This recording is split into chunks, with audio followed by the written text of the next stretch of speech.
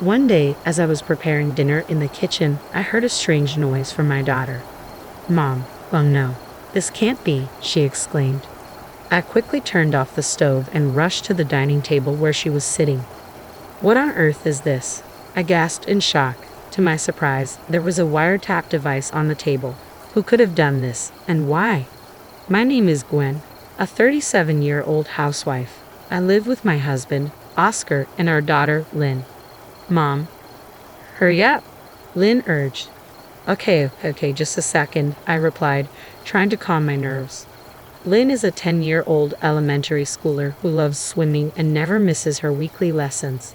Watching her grow into a kind and cheerful girl fills me with joy. The three of us, my daughter, my husband, and I, get along very well and live happily together. But life isn't without its challenges. Our main problem isn't with each other, but with my husband's mother, my mother-in-law. She and my father-in-law live just a 15-minute walk from our house. My mother-in-law dotes on her son and has always been uncomfortable with the idea of him not living by her side. At one point, she insisted that we move in with her. She was relentless, but I was determined to maintain our family's independence. My husband, fed up with her constant interference, told her firmly that we couldn't live with her. However, my mother-in-law didn't give up easily and repeatedly insisted on moving in with us. To appease her, we eventually compromised by moving into a house within walking distance of hers. My father-in-law helped convince her, and for a while, things settled down. Even though we lived nearby, my mother-in-law continued to intrude on our lives. During the holiday season, we always had to visit her because of the proximity. Despite my husband and I trying to maintain our distance, she would use the neighbors to pressure us. "Why don't you take care of your mother? Your wife isn't doing her duty. Your mother is in pain, and she went through so much to give birth to you. As the eldest son, it's your responsibility to care for your parents," they would say, echoing her sentiments. Each time, we ended up having to go to her house to keep the peace. I wished she would be as kind to me as she was to her son, but she saw me as an enemy. Every time I saw her, she would pick on me. "When you're feeding Oscar such terrible food, I can't believe it. I feel sorry for him. I wish I could cook for him every day," she would sneer.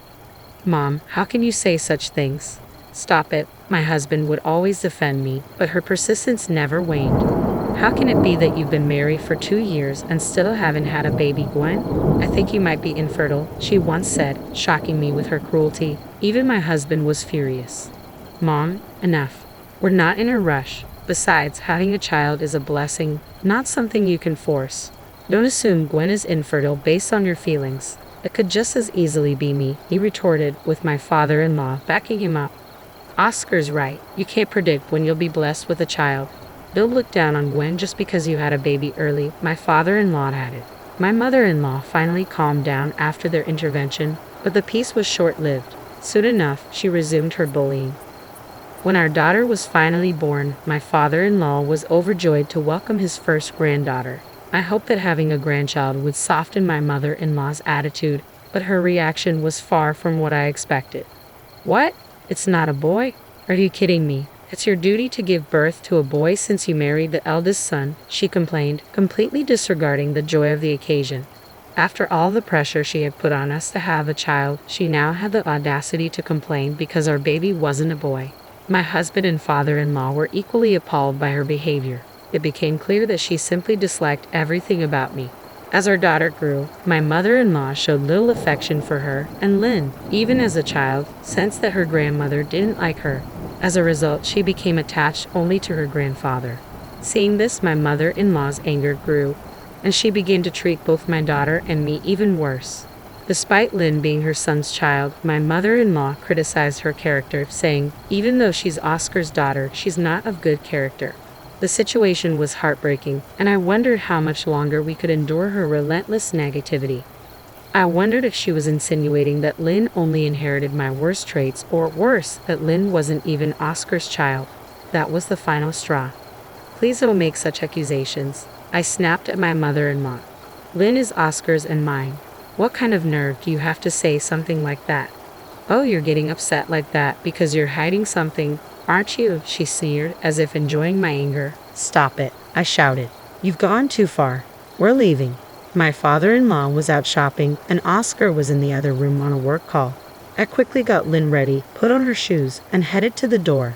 When Oscar noticed us leaving, he came over, surprised. "What's going on? What's the matter?" "I'm sick and tired of your mother's horrible attitude," I replied, my voice shaking with frustration. "Did Mom say something again?" She started questioning if Lynn is really yours. "What?" She said, "What?" His face turned red with anger, and he called out to his mother. "Mom, are you serious? How can you say such a thing?" But she didn't even flinch. I just said what I thought. Oscar and Lynn don't look alike. "Are you kidding me? We're leaving and we're never coming back." Oscar grabbed his things, put on his shoes, and we left the house, heading home in silence. "That was ugly," he finally said as we got inside. "How insane is she? Does she have any morals at all?" I sighed. Lynn's just entering a sensitive age. It's terrible that your mother would say such disgusting things, planting negative thoughts in her head. A little later, my father-in-law called Oscar, asking why we left. When Oscar explained what happened, his father was appalled and promised to give my mother-in-law a stern talking to. But despite their anger, my mother-in-law never stopped bullying me. I was sure she'd continue to find ways to annoy both me and Lynn. One evening, Oscar turned to me and said, "Let's stop going to my parents' house." "What? But what about the neighbors? They'll start saying things again, telling us to be good to your mother." "Then ignore them. The neighbors are just strangers. We don't need to care about their opinions." He was right, and I felt reassured. My mother-in-law might be good at manipulating the neighbors, but as Oscar said, we just needed to ignore them. We used to feel guilty every time one of the neighbors criticized us, but now I didn't care what the outside world thought. We were united as a family, and that was all that mattered. After that, we stopped visiting my in-laws. My mother-in-law tried contacting Oscar, asking why we hadn't come over, but we stood firm. We were done letting her control our lives. I couldn't fathom how she even managed to contact him like that in the first place. Did she not realize she was the cause of all this? Or did she simply want to see her son, knowing full well she was doing the worst possible thing? Regardless, we were resolute. We would never go to my in-laws' house again, and we certainly wouldn't allow my mother-in-law to come to ours. As we started living like this, the neighbors began to meddle, offering their unsolicited opinions. But I didn't pay them any attention anymore. I would politely thank them for their concern and pretend to listen, but inside, I was completely indifferent. Thanks to this newfound distance, we were finally able to live peacefully for a while. My daughter no longer had to see her mean grandmother, and she seemed happier every day. I found myself wishing we had cut ties with my mother-in-law much sooner. By the way, my father-in-law never did anything wrong, so we still met him for dinner occasionally without my mother-in-law's knowledge. My daughter adored her grandfather and loved these dinners with him. We were enjoying our lives and spending happy days together. But then something unexpected happened. One day, as I was preparing dinner in the kitchen, I suddenly heard my daughter make a startled noise. I wondered what she was up to, but I was in the middle of cooking and couldn't step away. I decided I'd ask her about it later. "Mom, I can't get it off," she called out, sounding surprised. "What's going on, honey?" "Come see this. Hurry. I'm putting the pot on the stove. Just give me a moment." "Please, just come," she insisted. Sensing her urgency, I turned off the stove and hurried over to the dining table. What? What is this?" To my shock, there was a wiretap sitting right there. "Who did this? And why?" I whispered. "Mom, this can't be happening." My daughter was starting to panic. Quickly, I covered her mouth and typed a message on my phone. "Don't say anything. We don't know who might be listening." She nodded silently, understating the gravity of the situation. There might be other wiretaps in the house, and we had to be careful. I stepped outside and called the police. When they arrived and conducted a thorough search of the house, I learned something truly shocking. They found one wiretap under the dining room table, another in our bedroom, and yet another in my daughter's room. We were horrified. We had no idea how long this had been going on, but someone had been eavesdropping on our private conversations at home. The police explained that the placement of the devices suggested it wasn't the work of an amateur. They warned us that now that the bugs had been discovered and removed, the person responsible might come back to check on them. The police advised us to be very careful and assured us they would increase patrols in the neighborhood. My husband had just left on a business trip that day and wouldn't be back for a while. Given the circumstances, it wasn't safe for my daughter and me to stay in the house alone. We decided to stay at my parents' house until my husband returned. I didn't want to alarm my husband while he was on his business trip, as it might distract him and cause unnecessary worry. I decided it was best to wait until he got home to tell him what had happened. My parents were deeply concerned when they heard that our house had been bugged. They were furious that someone would do something so vile, and insisted that whoever was responsible needed to be caught as soon as possible. My daughter was also very upset and scared. "Mommy, I forgot my stuffed bunny," she said, her voice trembling. "Oh, you did," I replied gently, noticing how close she was to tears. She always slept with that big stuffed rabbit as her pillow, and in her current frightened state, there was no way she'd be able to sleep without it. Seeing her distress, my father immediately suggested we should go and get it for her. "I'll go with you," I agreed. "Thanks, Dad," I said, grateful for his support. Together, my father and I returned to the house.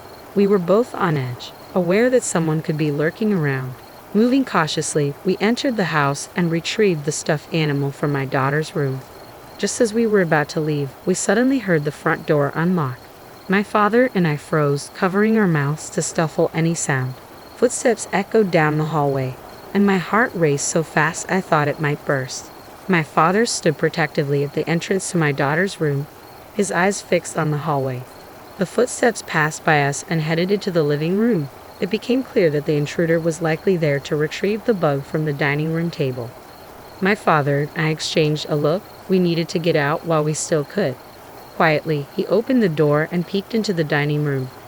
"What? Oh my God," my father whispered in shock, his eyes widening in disbelief. I whispered angrily to my father, "Dad, don't make a sound." He turned to me with a puzzled expression and asked, "Is that Oscar?" "What?" I whispered back, shocked by his words. Unable to contain my curiosity, I slowly opened the door and peeked into the living room. To my astonishment, there was my husband checking under the dining table. I couldn't comprehend what was happening. Why was my husband at home when he was supposed to be on a business trip? And why was he examining the spot where the bug had been found? "What are you doing?" I asked, stepping into the room. He froze, startled, and then turned to me with wide eyes. "What are you doing here?" he stammered. "That's my question," I shot back, my voice trembling with confusion and anger. "I thought you were on a business trip. What's going on here, Oscar?" He started to stammer. "Oh no, it's just that." Before he could finish, the front door opened, and we heard a high-pitched, familiar voice. "Oscar, did you recover the listening device?" It was my mother-in-law. "Mom," Oscar began, but then he noticed her shocked expression as she finally realized we were standing there. "Why? What's going on?" I demanded, slowly piecing the situation together. "Oscar, you did this with your mother? You bugged our house?" Seeing no way out, my husband's shoulders slumped as he began to explain. Because you're having an affair, aren't you?" "What?" I was utterly baffled. "What are you talking about?" "The neighbors. They said they saw you with some guy, walking around, letting him into our house during the day, and even going into a restaurant together." I stared at him in disbelief. "What are you saying? I have no idea what you're talking about. I kept getting reports of your supposed affair from different people, and I started to think you were being unfaithful," he admitted, his voice cracking. "Mom even said that Lynn and I don't look alike, so I talked to her about it. She convinced me to bug the house to get evidence of the affair. So I did it, and when the wiretap suddenly stopped transmitting on the day I said I was going on a business trip, I thought something was wrong, so I rushed back to check on it." My mind reeled as his words sunk in. I felt like I'd been punched in the gut. "Unbelievable," I muttered, feeling a surge of anger. "You did all of this because you believed baseless rumors? You let your mother manipulate you into thinking I was cheating on you? But when you keep hearing something like that, you start to believe it, don't you?" He tried to justify. "Don't be ridiculous," I snapped. "Do you really think I would do such a thing? If you can't trust me, why did you just hire a private detective or something? And if you doubt that Lynn is your daughter, why not just do a DNA test instead of this insane behavior?" Oscar's face crumpled as he realized the gravity of his mistake. "I'm sorry. I was wrong. I did terrible things to you. Please forgive me." But it was too late. I shook my head, tears of frustration welling up in my eyes. "It's too late to apologize. I can't do this anymore. Let's get a divorce." "No, please," he begged, desperation in his voice. "I was wrong. We're a family, right? Let's stay together as a family." "That's enough," I said coldly. "I'm so disappointed in you. I can't stay married to someone who so easily believes rumors." Just then, my mother-in-law interjected with a spiteful tone. "Oscar, aren't you glad you're getting rid of this woman? I'm sure she's having an affair, even if she's hiding it. You should get rid of this woman and her daughter once and for all and find someone new," my mother-in-law spat out, even in the middle of such a tense situation. Before I could respond, my father stepped in, shielding me. "Why would the neighbors lie like that? Did someone make them say it? What do you think?" He stared intently at my mother-in-law. She flinched but quickly retorted, "I don't know. Why should I know?" My father didn't back down. "If this is all based on lies, then it's a serious issue. My daughter could sue the neighbors for slander." "That's right," he continued. "Because of the neighbors' rumors, Gwen and Oscar's marriage is falling apart. Should we start telling them now that we're going to sue?" My mother-in-law instantly panicked. "That's too much. They were probably just joking." My father pressed on. "A joke? That's even worse. They should be held accountable." "Why not?" "You can't do that," she protested, her voice shaky. "Why not?" "My daughter is being falsely accused of infidelity. People who spread lies like that should be punished," my father declared. He then turned to me. "Gwen, let's go." I nodded, slipping on my shoes and heading for the door. But just as we were about to leave, my mother-in-law broke down, tears streaming down her face. "It's me. I told her neighbors to give Oscar false information." I stopped in my tracks, shocked. I took off my shoes and turned back to face her. "Is that true?" She nodded, still on her knees. "Yes. I thought that if Oscar divorced you for having an affair, he'd come back to live with me." Oscar's eyes widened in disbelief, and then his face twisted in anger. "Mom, you've got to be kidding me. What were you thinking? Don't you feel ashamed?" He turned to me. "Gwen, I had nothing to do with this. It's all her." But I met his gaze coldly. "No, Oscar, you're the one who bugged our house. I don't trust you anymore. Lynn and I are done with you. I'm divorcing you." With that, I left the house with my father, leaving both my husband and mother-in-law slumped on the floor, their faces pale with shock. Later, I went straight to my lawyer to begin divorce proceedings. I also confronted the neighbors, offering them a deal. In exchange for not suing them, they had to tell me every detail of what my mother-in-law had asked them to do. They confessed everything, confirming that she had orchestrated the entire scheme. As a result, the court accepted my claim, and I was awarded alimony and child support. My mother-in-law's actions even led to her own downfall. Her husband divorced her and kicked her out of the house. She tried to cling to Oscar, but he wanted nothing to do with her after realizing she had caused our divorce. Now, she's living alone in a small apartment, working part-time to make ends meet. As for me, I got a new job and started working full-time. My parents helped me take care of Lynn, who has moved on from her father and is putting all her energy into swimming, something she's loved for a long time. I'm determined to work hard and build a good life for her, focusing on what matters most: her happiness and well-being. What I buy becomes my husband's property too. If that's unacceptable, then maybe we should just divorce. Charles, my husband, often tries to take things from me for reasons that seem completely unreasonable. He even attempts to give gifts I bought for my parents to his own parents, just to make himself look good. But that's not how it works. When I confronted him about it, his face turned pale. Before I married Charles, my grandparents had left me a significant gift, a piece of real estate. I thanked them, thinking this would be a future safety net for both me and my husband. But my grandparents, who were always wise and cautious, advised me to keep it a secret, even from Charles. They insisted that I keep the knowledge of my passive income and financial independence to myself. I felt the pang of guilt about hiding this from Charles, but I chose to follow my grandparents' advice.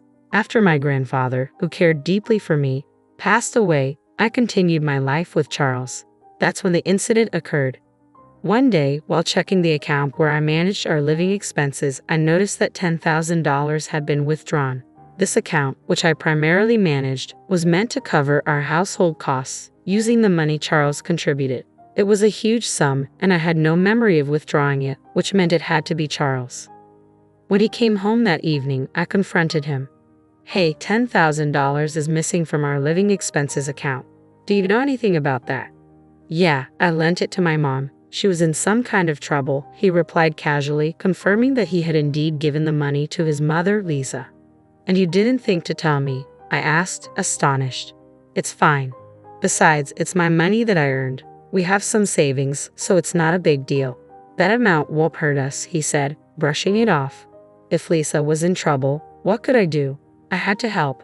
But yeah, I probably should have said something. The account was for both of us, and if he had taken the money from a separate account he had before we got married, it would have been fine. But taking such a large sum from our shared account without a word, that was too much. When I cited his selfishness, Charles frowned, clearly irritated. Okay, I'll tell you next time, he muttered, dismissing the issue and quickly heading to the bathroom. I felt a knot in my stomach. He hadn't always been this way. When we first got married, he was attentive and always listened to me. Was this how marriage changed people? A few days later, I had no choice but to visit my in-laws' house to drop off a package that had been mistakenly delivered to us. Oh, Megan, thanks for bringing this over. Why don't you come in for a bit? Lisa said, greeting me warmly. I hadn't planned on staying, but it felt rude to refuse, so I stepped inside for a cup of tea. As I sat in the living room, I noticed some new, luxurious items, high-end cosmetics, glamorous clothes, and various health products. Oh, my wonderful son gave them to me as a gift, Lisa said with pride. I realized then that the $10,000 in our account had been used for these extravagances. Charles had told me Lisa was in need of money, but it seemed she had used it on indulgent purchases instead.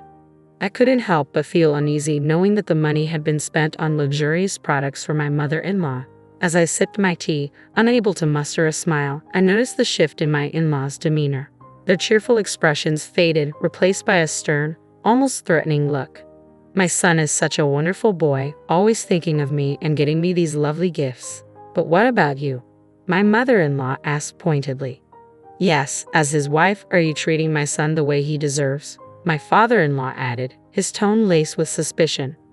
There was something unsettling in their voices. We heard that you give him a hard time about the money he spends on me, my mother-in-law continued. That doesn't seem right, does it?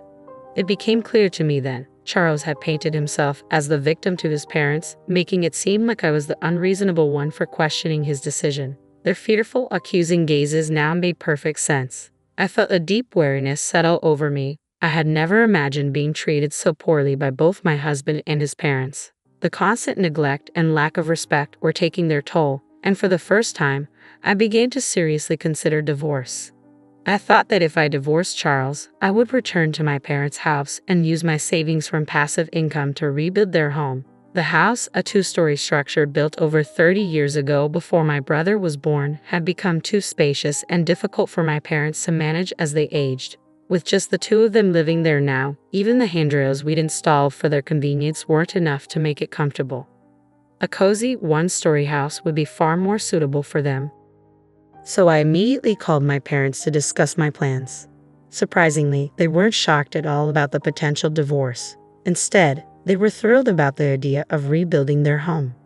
We're so happy you're thinking of this, my mother said, her voice bright over the phone. Even if we won't be living there for long, it's wonderful knowing it's being done with your income, and you can take over the house afterward. Thank you, my father added. But remember, take it easy and don't overdo it. Their encouraging words lifted my spirits, and I set about planning the rebuild.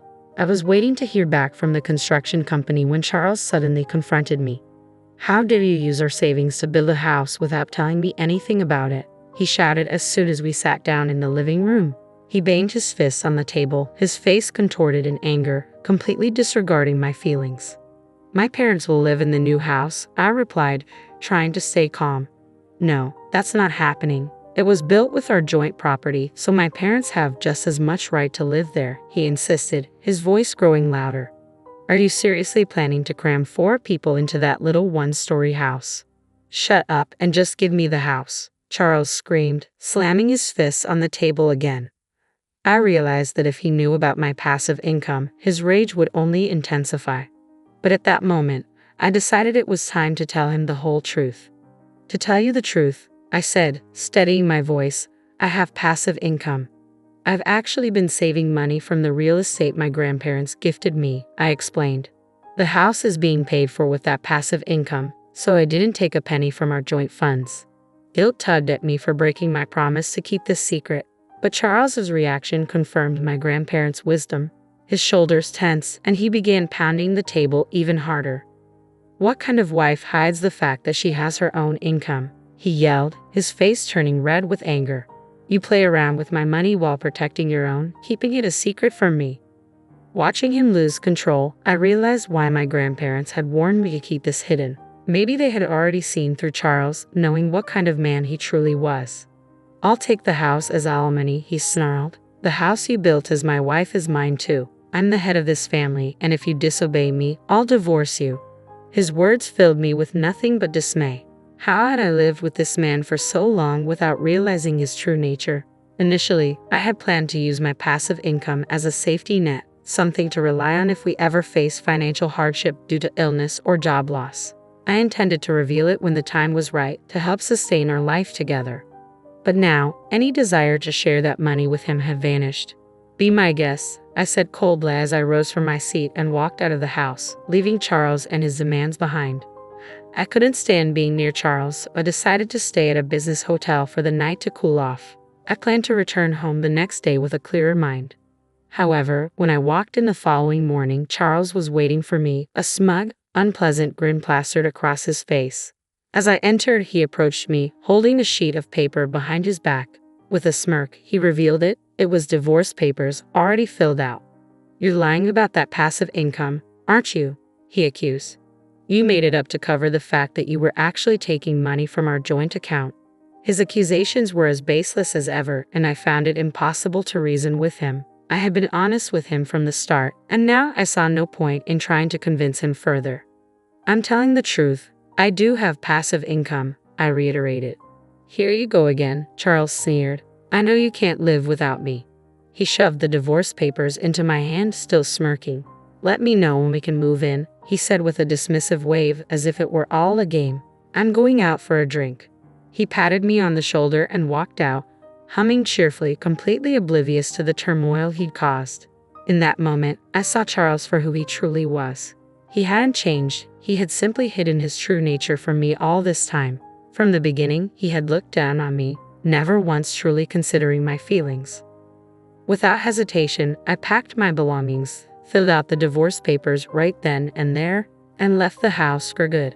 I decided to move in with my parents temporarily, explaining everything to them. We agreed to stay together until the new house was completed. The next day, I knew my life was finally moving in the right direction. I felt a wave of dismay as I looked at my phone and saw that my call log was filled with missed calls from Charles. Then, as if on cue, my phone rang again. It was him. Reluctantly, I answered, hoping this would be our final conversation. "Hello." "Hey," he said, his voice laced with impatience. "All your stuff is gone, you know." His tone left me puzzled. He was the one who had initiated the divorce, so why was he suddenly panicking when I simply left? "Yes, we're getting a divorce, so that's normal," I replied calmly. "I won't be coming back, so feel free to use the empty space however you like." There was a brief silence on his end, as if my words were finally sinking in. It seemed he was beginning to grasp the reality of my situation and the fact that I truly had passive income. After a long pause, he spoke again, but this time in a tone so sweet and pleading that it caught me off guard. Hey, he began hesitantly. "Could you let my parents live in the new house? I don't care if I have to live with your parents too, please?" I was stunned. "I've already told you it's a small, one-story house," I reminded him. "Please," he persisted. "I said I'd surprise my parents with a house." His words left me speechless. How could he even think of giving away a house he didn't own, and to present it as a surprise? It was beyond reckless and utterly absurd. "You don't really care about the savings, do you?" he added, his voice almost pleading. "You have no idea how much I was worrying about the money." I couldn't believe what I was hearing. Charles was still trying to manipulate me, thinking only of himself and his parents without any regard for the truth or the consequences of his actions. "I gave you an allowance, saved for our living expenses, and tried my best to make ends meet," I began, my voice steady. "But that has nothing to do with what's happening here. You're careless with money and you leave all the hard work to others while pretending to have everything under control." You planned to present the house to your parents as if you prepared it all by yourself, didn't you? When in reality, I did all of this for my parents."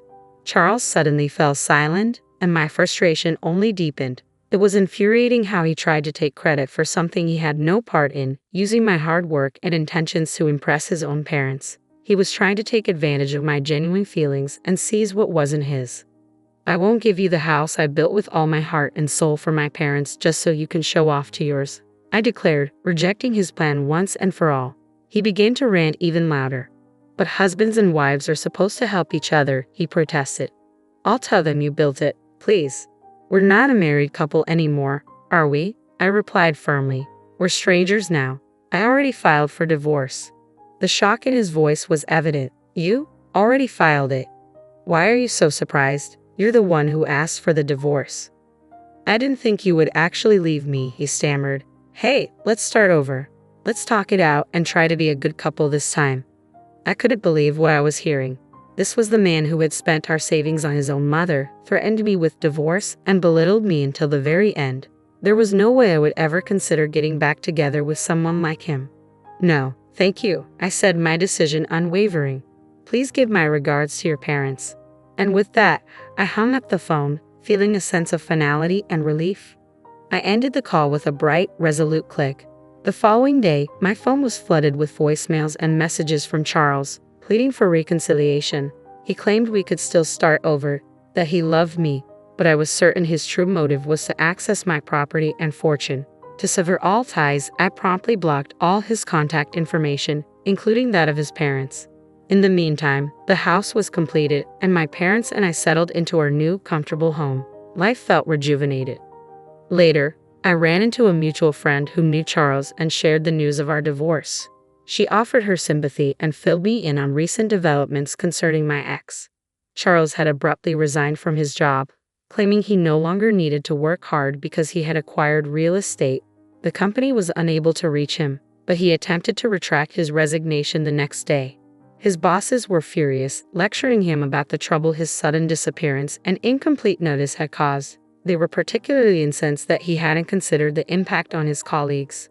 Charles tried to fabricate an explanation for his actions, but it quickly became apparent that his divorce and reliance on my income were the real reasons behind his behavior. His lies unraveled, and the company refused to rehire him. It was ironic that Charles, who had once dismissed my passive income as a lie, was now trying to exploit it while parading his ill-gotten gifts to his parents. He never thought about me or our future. Reflecting on this, I felt nothing but relief. I heard that Charles had moved back in with his parents, but they were reportedly harsh with him. He struggled to find a new job due to the circumstances of his departure from his last one. It seemed he was finally facing the consequences of his actions. As for me, I'm thriving. Living in the house I built for my parents, pursuing the job I've always wanted, and enjoying life. My passive income now supports those who genuinely care for me. I feel at peace and content with how things have turned out. In an era long past, there existed a rigid belief that a woman's worth hinged solely on her ability to bear children within the initial years of marriage. This archaic notion, however, stands in stark contrast to the progressive values of modern society. Regrettably, remnants of this outdated mindset still linger, perpetuating the harmful stereotype that a woman's purpose rests solely in her ability to conceive and give birth. Allow me to introduce myself. I am Ashley, a 25-year-old homemaker. Despite my tender age, I find myself unable to conceive. My journey has been marred by physical frailty since childhood, rendering me frequently absent from school due to illness. The consequence of my fragile constitution left me withdrawn, with pallid skin and a slight frame, a stark contrast to the vibrant health of my elder sister, Emily, who garnered all the affection and attention from our parents. Emily, a year my senior, embodied the epitome of vitality with her cherubic cheeks and enchanting gaze. Meanwhile, I languished in the shadow of my siblings' robustness, deemed by my parents as a defective entity, a burden they wished would soon be lifted. Their affections lavished solely upon Emily, I was relegated to the sidelines, a mere afterthought in their eyes. In times past, there persisted a belief: a woman who couldn't conceive after 3 years of marriage was deemed worthless. Such notions now appear woefully outdated in the context of modern society. It's a regressive mindset, one that sadly endures, where some still harbor the assumption that all women should and will bear children, stigmatizing those unable to do so as worthless. My name is Ashley. I'm a 25-year-old housewife, incapable of conceiving. My journey has been fraught with frailty since childhood, rendering me frequently sickly and weak. With little physical vigor, school often eluded me, leaving me isolated and shy with pallid skin and a slender frame. My parents regarded me as defective and despised my existence, showering affection solely upon my older sister Emily, who, unlike me, enjoyed robust health with rosy cheeks and luminous eyes.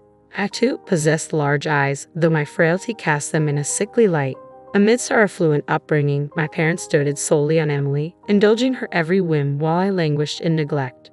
Left behind on family excursions due to my frail health, I remained an outsider, deprived of familial mementos. It was a torment, being deemed defective by those who should have offered solace. With no friends to confide in, loneliness became my constant companion. Upon reaching adulthood, my parents swiftly arranged my marriage to Kevin, who received a sizable sum in exchange for caring for a weak, infertile spouse like me. Kevin, ensnared in financial woes, wed me for financial gain. As a full-time housewife, I'd often pondered his true intentions, for he returned home late and inebriated, showing no semblance of affection. You should count yourself fortunate, they'd remind me, echoing my parents' sentiments of worthlessness due to infertility.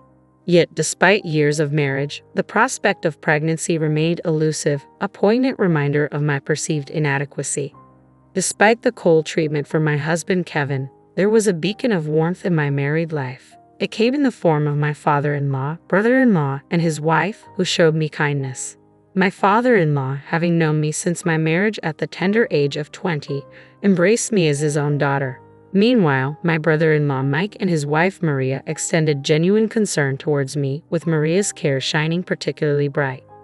Ashley, you need not conform to others' expectations like a lifeless doll, Mike, employed in a reputable firm, would often remind me. Maria, juggling her own career and managing her interior design office, exuded boundless warmth and cheer. Her caring nature prompted her frequent visits to check up on me, recognizing my solitude and loneliness. What began as simple tea sessions and chats evolved into meaningful lessons and guidance. Consider pursuing the qualification, even if it's a hobby, Maria encouraged me. Initially disheartened by my lack of formal education, I expressed my doubts. Sensing my despondency, Maria offered sage advice. Mastering basic household tasks is a foundation for tackling anything. Learning breeds confidence. Inspired by Maria's words, I embarked on studying for a color certification, a step towards newfound skills and self-assurance.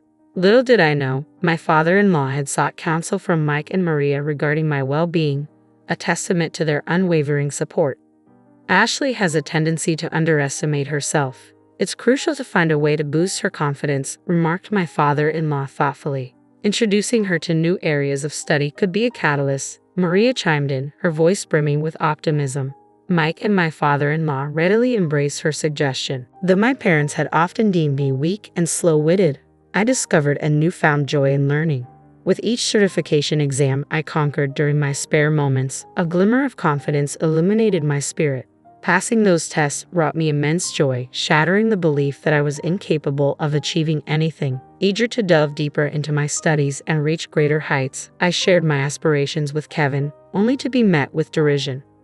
Must be nice to indulge in useless studying. Kevin's dismissive words no longer pierced me with their usual sting.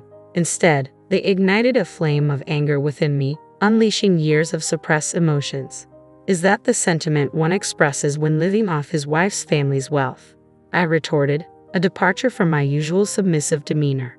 Caught off guard by my uncharacteristic sarcasm, Kevin recoiled, his facade of dominance crumbling in the face of truth. Shut up. I'm nothing like you, a defective product. I'll make something of myself. Kevin's words echoed through the room, laden with anger and defiance. Unfazed by his outburst, I retorted, they say big mouths like yours are all talk. Enraged by my defiance, Kevin lashed out, kicking the wall before storming out, likely seeking solace in drink and revelry. Reflecting on my predicament, I couldn't help but rule my parents' choice of partner for me. Yet their disregard for their frail daughter hinted at their flawed judgment. Marrying Kevin proved to be a grave error. aligning me with a man who squandered my family's wealth for his own pleasure. Ironically, it was Kevin's own family that offered me newfound perspective.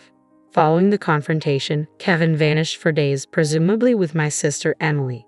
Despite knowing of their affair, I remained passive, for my parents' unwavering favoritism towards Emily allowed the illicit relationship to persist. Emily, having relinquished custody of her child after divorce, still basked in my parents' affection, a fact that facilitated her clandestine liaison with Kevin. The intentions of my parents, Emily and Kevin, were glaringly evident to me. It seemed they were orchestrating a scenario where Kevin would eventually divorce me. If Emily were to conceive, my parents would undoubtedly prioritize her desires over my well-being. Anticipating the inevitable day when my sister would abscond with my husband, I steeled myself, confident in my ability to withstand the impending storm. Sometime later, we convened at my father-in-law's residence. While I maintained regular visits, Kevin's absence from his family home had become conspicuous. Consumed by pride, Kevin incessantly measured himself against his brother Mike, a graduate of a prestigious university now employed by a major corporation. Though neither my father-in-law nor Mike ever addressed this disparity, Kevin harbored a deep-seated sense of inadequacy. Initially, Kevin had taken pride in marrying into wealth, viewing me as a symbol of his ascent. However, my father-in-law remained indifferent to his son's status, showering affection upon me while adopting a stern demeanor towards Kevin. Though he lavished praise upon Maria, Mike's wife, for her accomplishments, beneath the veneer of admiration lay a simmering jealousy towards his brother's life. Maria is truly remarkable, successful in her career, a devoted mother, and an accomplished woman. Ashley, on the other hand, lacks intelligence and competence, Kevin would remark, thinly veiling his flattery towards Maria with insults directed at me. Though Maria appeared visibly perturbed by his words, she gracefully brushed off Kevin's disparaging remarks. Ashley is my sister as well, and I find it unacceptable when she's insulted, Maria asserted firmly, her tone brooking no argument. Mike, nodding in solidarity, echoed her sentiment. Kevin, before comparing Maria and Ashley, consider your own actions, Mike cautioned, his words laced with concern. With a dismissive click of his tongue, Kevin's immaturity became glaringly apparent, leaving me feeling profoundly embarrassed. My father-in-law, his gaze clouded with bitterness, had always treated his sons equally. Yet their disparate paths had left him disheartened. Though he had confided his frustrations to me in the past, today he found his voice, reproaching Kevin sternly. Have you no shame, Kevin, relying on Ashley's family wealth while shirking your responsibilities? Ashley is a devoted wife. If you're to be a husband, you must learn to support yourself. It's a simple concept, he admonished, his words tinged with disappointment. Flushed with anger, Kevin retorted defensively, Dad, Ashley was useless, a burden. I'm merely returning the favor. Mike, speaking on behalf of his father, delivered a cutting blow. Kevin, as your brother, I'm compelled to tell you, your mindset is toxic. Normally quick to anger, Kevin's response was met with a rare silence, broken only by his cursing and abrupt departure. As I moved to intervene, my father-in-law held me back with a heavy sigh. I'm sorry, Ashley. I had hoped marriage would instill in him a sense of responsibility, but it seems that's not the case. With weary shoulders, Mike and Maria slumped beside my father-in-law, mirroring his heavy sigh. Quietly, I lowered my head, preparing to depart. But Maria intercepted me with a reassuring touch. Don't worry, Ashley. Everything is arranged, she assured me with a gentle smile. Nodding in gratitude, I left my father-in-law's abode, returning to the tumultuous atmosphere of my home, where Kevin's rage had left a trail of destruction. The room bore the scars of Kevin's tantrum, strewn with wreckage as he drunkenly bellowed his intentions. I'm divorcing you, the barren one. Emily will be my new wife, he proclaimed triumphantly, reveling in the supposed consent my parents had given. So, Kevin had indeed chosen Emily. My parents had always catered to her whims, even at the cost of my marriage. They didn't object. Kevin had been well aware of my infertility when he married me, exploiting me for his convenience. Yet, it was Emily who desired Kevin, and my parents tacitly condoned their affair. Perhaps now craving grandchildren, they saw Emily's potential pregnancy as an opportunity to unite her with Kevin. Such manipulative machinations were within my parents' capability. When Emily divorced previously, she relinquished custody of her child, deeming them unattractive due to their lack of attachment to her. Emily was self-absorbed, prioritizing her own desires above all else, even her own child. My heart ached for the potential plight of the child born to Emily and Kevin, envisaging a future overshadowed by their self-centeredness. Would such selfish parents be capable of fostering genuine happiness in their offspring? I pondered. Kevin, oblivious to my concerns, derided me, urging me to depart as we finalized our divorce proceedings. "I'll pay you alimony, you worthless," he sneered, oblivious to the fact that it would be my parents providing financial support. With a heavy heart, I signed the divorce papers, gathered my essentials, and bid farewell to the house. Choosing to forego seeking solace at my parents' abode, I sought refuge in the comforting embrace of Mike and Maria. I had confided in them about my suspicions regarding Kevin and Emily's affair, a notion Mike reluctantly entertained. Sensing the urgency of the situation, Maria had already begun preparations for my arrival. As I stepped into their home, their shy son peeked out briefly before retreating into hiding. He bore a striking resemblance to Maria and exuded an endearing shyness. Gathering around the table, we deliberated on our plans for the future. Maria, ever the pragmatic thinker, had secured a living arrangement for me, ensuring my safety and well-being amidst the tumult of divorce. With gratitude swelling in my heart, I found solace in the unwavering support of Mike and Maria, determined to navigate the uncertain road ahead with their guidance. I settled into the company housing provided by Maria's interior design firm, preparing to embark on a new chapter as an employee there. Despite my apprehension about entering the workforce for the first time, Maria's reassuring smile offered a beacon of encouragement. "Don't worry, Ashley, you've got this," she reassured me with unwavering confidence. Under Maria's nurturing guidance and Mike's administrative support, I severed all ties with my family following the divorce. Mike took charge of informing my former father-in-law of our decision, emphasizing our collective disassociation from Kevin. Though saddened by the turn of events, my former father-in-law understood and extended an open invitation for me to continue visiting, now that Kevin was no longer a part of our lives. Thus, I formally liberated myself from the shackles of marriage and embraced newfound independence. With alimony from Kevin and severance funds from my parents, I embarked on my journey towards self-sufficiency.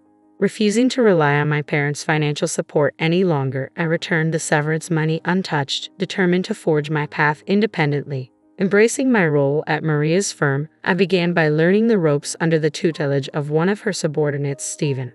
A jovial companion around my age, Stephen imparted his knowledge between his hectic schedule, fostering a sense of camaraderie as we navigated the intricacies of the job together. One morning, I arrived at the office early and took the initiative to tidy up, much to Stephen's surprise. "Wow, the office looks immaculate," he exclaimed, pitching in to assist with the cleaning. When I offered an apologetic explanation, he tilted his head in confusion. "Why apologize when you've done nothing wrong? We're equals here. We work together," he remarked, his words a revelation. It was the first time someone had acknowledged me as an equal. With my history of feeling inferior due to my frailty and inability to conceive, I had always carried a sense of burden. Yet Stephen, with his competence, should have held a higher position, yet he dismissed my concerns with a laugh, emphasizing our equality through collaboration. It was a humbling realization, encountering such kindness and generosity. As we conversed, Maria arrived a bit earlier than usual, casting an observant eye over Stephen and me with a knowing smile. "Ah, Stephen, have you finally gotten to know Ashley better?" she teased, causing Stephen to blush furiously. Perplexed by Maria's comment, I remained clueless until she leaned in to whisper, "Stephen has been wanting to speak with you alone. He's been waiting for the opportunity." Stephen, flustered by Maria's revelation, muttered, "Director, we agreed you wouldn't mention that," before hastily excusing himself to the break room. With a playful slap on my shoulder, Maria left me standing there, utterly bewildered. It wasn't until the realization dawned upon me, coloring my cheeks with embarrassment, that Maria quipped, "Stephen is quite the gentleman. It seems he's taken a liking to you since the day you stepped into the office." "I may be divorced, and I certainly have my flaws," Maria admitted, casting a meaningful glance at Stephen, who stood beside her, presenting her with a freshly brewed cafe latte. She then tenderly patted my bowed head before disclosing a surprising revelation. "You see, the son Maria and Mike have been raising isn't actually their biological child," she confessed, her words carrying a weight of sincerity. "He's a relative's child, taken in after his parents tragically perished in an accident. Essentially, he's been adopted into our family. Maria and Mike had made the conscious decision to prioritize raising a child who had lost everything. As Maria spoke, her gaze shifting between Stephen and me, her voice resonated with warmth and compassion. When our son first called us Dad and Mom, I couldn't help but shed tears, she revealed, her emotions palpable. Parenting isn't solely defined by biological ties. Even with blood relations, there are instances where parents and children remain distant. But our son chose us as his parents, not by obligation but by genuine affection. To me, that's far more precious than any bond forged solely through blood. With a gentle sip of the cafe latte prepared by Stephen, I found solace in its warm and soothing aroma, the tension in my heart easing with each comforting sip. Fast forward about 3 years from that moment, and my life had taken a significant turn. I found love again and tied the knot with Stephen just a year after we embarked on our journey together. Yet, when I once again found myself apologizing for my inability to conceive, Stephen's reaction caught me off guard. "Ashley, there's no need for apologies," he chided gently, his tone laced with warmth. "Would you expect me to kneel down and apologize for not being able to have children?" His words resonated deeply within me, dispelling the weight of guilt that I had carried for so long. With a shake of my head, I found solace in his laughter, his cheerful demeanor a balm to my soul. His simple reassurance became a beacon of hope, illuminating the path forward that I had never dared to imagine. Despite remarrying, I remained connected with Maria, Mike, and my former father-in-law. Their unwavering support and genuine happiness for my newfound happiness warmed my heart. Today, we found ourselves on a short trip, exploring a tourist spot that Maria had once described as delightful during her own family visits. As I sat in a chair, patiently awaiting Stephen's return from the restroom, I savored a moment of tranquility at a nearby tea shop, grateful for the love and companionship that now graced my life. Suddenly, a familiar voice pierced through the tranquil ambience. "Ashley," it called out, shattering the peaceful moment. Turning around, I found myself face to face with Kevin, my ex-husband, accompanied by my sister Emily. Emily, adorned in heavy makeup, still possessed her trademark beauty, though it seemed somewhat exaggerated. "You're still moping around, traveling alone after the divorce," she remarked, unaware of my recent remarriage. Ignoring their presence, I eagerly awaited my husband's return from the restroom. Upon his arrival, my husband, perplexed by the unexpected company, apologized for the crowded restroom. His puzzled expression spoke volumes, silently questioning the identity of our uninvited guests. Desperate to depart from the uncomfortable encounter, I urged my husband to leave, hoping to avoid further confrontation. Yet Emily's derisive tone cut through the air as she mocked me for finding another partner despite my perceived shortcomings. Attempting to maintain composure, my husband intervened, asserting his role as my spouse. "I am Ashley's husband," he declared firmly, his gaze unwavering. "And her name is now Ashley Stevens. Furthermore, we are expecting a child." With a gentle pat on my belly, he unveiled our joyous news, leaving Kevin visibly pale. Emily, however, responded with a sneer, casting doubt on the well-being of our unborn child. In a steely tone, my husband responded, "Ashley is currently expecting her second child. Our eldest daughter is a healthy 2-year-old currently in the care of my parents." Kevin's complexion drained at the revelation, mirroring my own astonishment. The news of my second pregnancy had initially caught me off guard. I vividly recall my disbelief when the doctor at the maternity clinic confirmed my ability to conceive, contrary to the beliefs instilled in me by my parents. My parents had always led me to believe that I was unable to bear children, a notion I had unquestioningly accepted. Yet it turned out that my body was perfectly capable of conception. When I shared the news with my husband, he was elated. However, it left me wondering why I had never conceived during my marriage to Kevin. Seeking answers, I confided in Maria, who, after a moment of contemplation, voiced a troubling hypothesis. According to Maria, there was a possibility that my parents had deceived me all along. It was likely that they had discouraged me from having children, fearing the potential complications that could arise from my fragile health. In fact, they might have gone as far as instructing Kevin to use contraception to prevent pregnancy. It was a shocking revelation, one that shed light on the manipulative tactics employed by my own family. Having remarried, Stephen and I welcomed a healthy baby girl into our family, followed by a son during my second pregnancy, both of whom thrived. Yet, despite the joy of motherhood, I couldn't shake off the lingering burden of guilt stemming from my parents' deceitful machinations. As Stephen and I prepared to depart, Emily's cruel words pierced through the air, her smirk laden with malice. Had terminated Kevin's pregnancy. It was a botched attempt, she jeered callously, admitting to aborting the fetus due to potential disabilities. Kevin, desperate and pleading, implored me to relinquish one of my children, fearing he would be disowned otherwise. Emily's laughter echoed with malicious glee. Fueled by rage, I was on the verge of erupting, but Stephen's firm grip on my arm halted me. With a contemptuous glare at Kevin and Emily, Stephen's voice dripped with disdain. "Save your vile remarks for your own demise," he spat out, his disgust palpable. Without another word, he guided me away, refusing to dignify their cruelty with a response. I followed suit, casting a final disdainful glance over my shoulder, feeling as though I had glimpsed the depths of depravity reserved for their unborn child. In due time, I welcomed a baby boy into the world, adding to the challenges of caring for my 2-year-old daughter and newborn son. Despite the demands of motherhood, my husband stood by my side, offering his unwavering support. Meanwhile, my ex-husband Kevin found himself deserted by Emily, left to fend for himself as his financial woes mounted. Rejected by my former father-in-law and brother-in-law when he sought assistance, Kevin's predicament left them dumbfounded. As for my selfish parents and sister Emily, their actions eventually led to their downfall. Emily's reckless pursuits, including affairs with married men, resulted in numerous lawsuits and hefty alimony payments. Gradually, her fortune dwindled, and her reputation crumbled. Unable to intervene, my parents watched helplessly as Emily's actions drained their assets. To compound matters, Emily's ill-advised dealings with a dubious company left her ensnared in a web of debt, pursued by relentless creditors.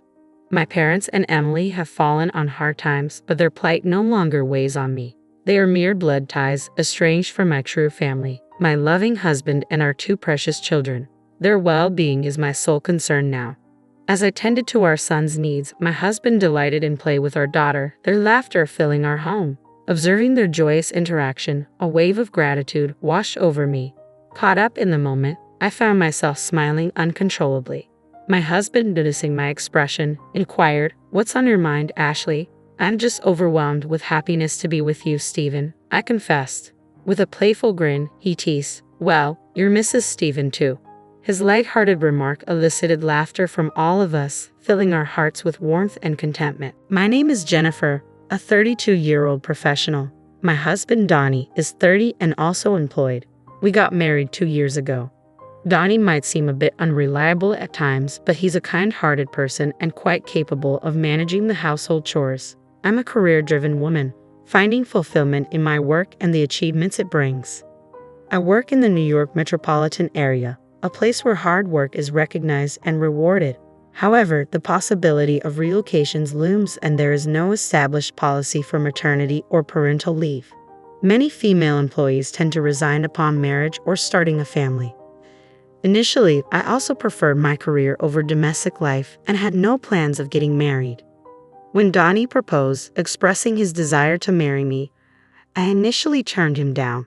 "I love my job," I said. "I'm a section chief now, but I want to climb higher. I can't picture settling down or having kids." However, Donnie understood my ambitions and promised we would share the housework and not have children.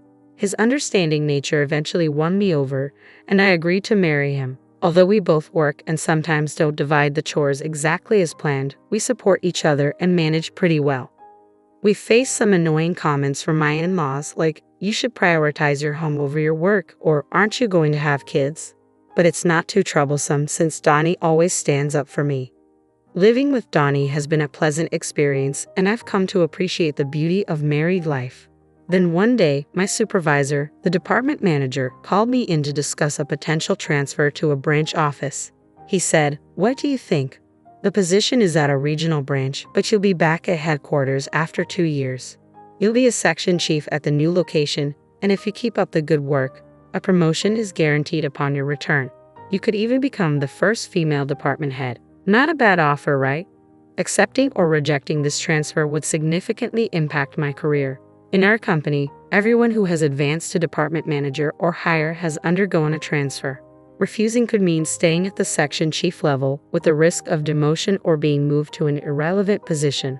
Before marriage, I would have jumped at this opportunity without hesitation. But now, as a married woman, I felt a bit restrained. I told my department manager, "Thank you for considering me. Personally, I would like to view this positively. However, since it involves a transfer, I need to discuss it with my husband. Could I get back to you after that?" He replied, "Oh, right, you're married. You can choose between going alone or moving with your family. Discuss it thoroughly. I'll be expecting a positive answer." When I got home, I talked to Donnie about it. "I've been offered a transfer," I explained. "I might have to go to the countryside, but if I work hard for 2 years, I can return here. If I continue to perform well, I can get promoted. I want to accept this offer if you're okay with it, Donnie. We can either move together, or I can go alone. What do you think?" Donnie seemed surprised at first, but after some thought, he said, "Your dream can come true if you accept this transfer, right, Jennifer? I can't move with you because of my job here, but don't worry about me. Go for it." With Donnie's encouragement, I informed the company that I would be moving alone for the transfer and began negotiating the terms and conditions. The company agreed to cover my relocation expenses. Additionally, they offered to treat my commute days home from the remote location as on-duty time and provided a decent benefits package. These factors convinced me to accept the transfer to the branch office. After receiving the official transfer order, I made the decision to relocate to the countryside. I found out I could rent a company apartment at a reasonable price, so that's where I opted to live. On the day of the move, the movers had already transported my belongings, and my husband came to see me off at the station. "Thanks for seeing me off. I'll keep in touch regularly and try to come home as often as I can." "Yeah, I'll be waiting. Just because you're working remotely, don't overdo it." "Same goes for you. It's time to go. Take care." "Okay, I'm heading out." And so, my journey as a remote employee began. I had initially planned to return home during extended holidays and quieter periods, but trouble soon arose at the branch office shortly after my transfer. I can't take orders from a woman. I don't trust someone who just appeared out of nowhere. I encountered resistance from the local employees who refused to acknowledge my authority. Baseless rumors circulated about me, my directives were ignored, and even my phone calls went unanswered. In the midst of this, a serious mistake occurred in a project that one of my subordinates had been overseeing, deliberately excluding me from the process.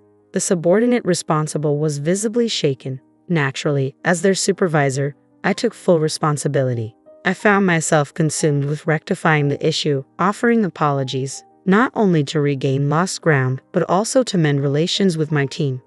Witnessing my challenges, my supervisor offered some guidance. "I've been through a transfer myself, so I understand what you're going through. It might feel unjust, but you can't simply impose your authority here. Effective communication, empathy, and building relationships laterally are key." Taking my supervisor's words to heart, I focused on forging horizontal connections by spending more time with everyone at the branch. Despite not initially being part of the neighborhood association, I discovered that the company's rental housing fell under its umbrella, prompting me to join. Before I realized it, I found myself struggling to carve out personal time and often unable to return to my home, where my husband patiently awaited my return. I kept in touch with my husband, but after a few months of remote work, it became increasingly difficult to reach him at night via phone or text. "I'm stuck at the office late every day. It's chaos," he'd explain. Exhausted, I often found myself drifting off to sleep. His explanations seemed plausible, and amidst my own busy schedule, I didn't think much of it, focusing my energy on my work. Even during a rare slow period, when I decided to return to our home in New York on short notice, I couldn't reach him. So, I abruptly left my remote location and headed home. Upon opening the door, a strange feeling enveloped me. A woman I didn't recognize dashed to greet me, saying, "Justin, welcome back. If only I'd known you were coming home early, I would have prepared." The woman and I stood frozen, staring at each other in disbelief. Eventually, she broke the silence. "May I ask who you are? And who might you be?" "This is my home," I replied firmly. "There must be some misunderstanding. I live in this house," she insisted. After a feeble exchange of arguments, we decided to step outside to verify the house number. To my astonishment, the nameplate displayed the custom one I had ordered. The key fits, and the nameplate is correct. This is my house. I'm going in, I declared. Wait, what are you doing? Stop, she protested. Ignoring her protests, I pushed past and entered the house. Once inside, I immediately noticed the drastic changes. New curtains, different furniture, a complete overhaul of the interiors. In the living room, a framed photo captured my husband and the woman at a theme park. The kitchen held mugs unfamiliar to me, while the bathroom revealed strange toothbrushes and skincare products. Even the shower boasted women's shampoo and conditioner. As I inspected further, the bed linen sported a design I didn't recognize, and the wardrobe held only the woman's clothes, with none of mine in sight. My husband's belongings were tucked away in a room at the back of the house, as if the woman had seamlessly moved in and taken over while I stood there in shock. I swung the front door open. I'm back. Lola, did you invite a friend over? I asked. Justin, thank goodness you're here. This woman just walked in like she owns the place, Lola exclaimed. The man the woman referred to as Justin was undoubtedly my husband. Catching sight of me, he looked taken aback. What are you doing here? He asked. Donnie, since when did you go by Justin? Can you explain what's happening? I confronted him. What are you talking about? This is Justin, isn't it Justin? He replied hesitantly. Well, you see, caught between us, my husband appeared flustered. Lola, this man's real name is Donnie. Isn't that what's on your driver's license? And I'm Donnie's wife, Jennifer. I interjected. That's not true. He told me he was divorced, Lola retorted. Donnie, you need to explain everything clearly, I demanded. Jennifer, you were hardly ever home, and I felt lonely. So I thought I'd give a dating app a try and met Lola, Donnie confessed. I see. So Justin is your alias on the dating app? I inquired. No, it's not like that. I was worried about using my real name, so I used a fake one. But I kept my last name, Donnie explained. And why lie about being divorced? In Lola's dating app profile, she mentioned, I've only ever attended all-girls schools and have never dated a man before. Looking for someone who's willing to be serious about a relationship with the goal of marriage. It really struck a chord with me, so I fibbed about being divorced to win Lola over, and we ended up moving in together. Why on earth would you do that? I exclaimed in disbelief. At that moment, my husband launched into a defense of his actions. It's because you're always away for work. It's only natural for a man to crave companionship. We've been leading separate lives due to your demanding job and the overtime and weekend shifts. I just wanted a cozy home where my wife would be waiting for me with dinner ready, he explained defiantly. I was stunned by his confession, realizing that my perception of his supportiveness towards my career might have been misguided. But that doesn't excuse what you did. Your actions were despicable. If you wanted to be with someone else, you should have had the decency to end our marriage first. Why didn't you do the right thing? I demanded. I cared for both of you. I never intended to leave either of you, my husband defended himself. After everything you've done, it was inevitable that I would find out when I returned. It's beyond belief that you thought you could deceive me. I shot back. Well, if you had kept your promise and returned home, none of this would have happened. Your absence pushed me to seek companionship elsewhere, he argued.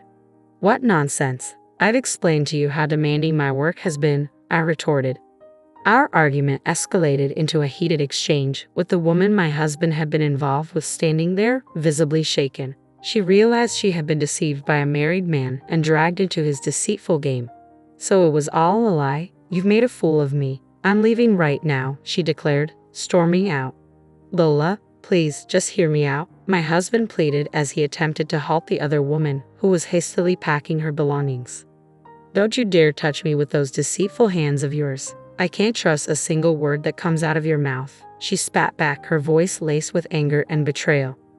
With a final curse directed at my husband, the other woman stormed out, heading for her parents' home. Fuming with anger and a desire for retribution, I resolved to punish my husband for his infidelity. Gathering evidence meticulously, I amassed a collection of proof to take back with me. Upon returning to my work assignment, I wasted no time in hiring a detective to uncover details about my husband's mistress.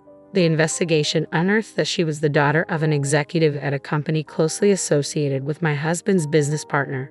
Armed with this information, I instructed my lawyer to dispatch evidence of the affair to both my husband's residence and the other woman's parents. Upon receiving the incriminating documents, my husband vehemently protested, expressing his reluctance for a divorce. Unmoved by his pleas, I braced myself for a protracted legal battle, even considering the possibility of taking the matter to court. Unexpectedly, the other woman's family reached out to my lawyer, prompting us to arrange a meeting at their office. To my surprise, the other woman and her parents showed up, offering their sincerest apologies. "We are deeply sorry. Our daughter's actions have caused you immense trouble, and we take full responsibility for that. She has always been sheltered and quite naive about the world.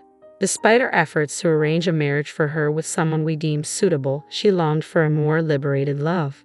She met your husband without our knowledge and unfortunately got carried away without truly understanding who he was. She mentioned meeting a divorced man on a dating app and expressed a desire to move in with him. Despite our pleas for her to cease contact with him, she refused to listen. She became so entangled in her fantasies that she ran away from home to be with him.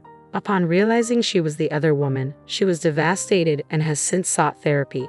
We are prepared to offer you a settlement of $50,000, and we kindly request that you keep this matter confidential."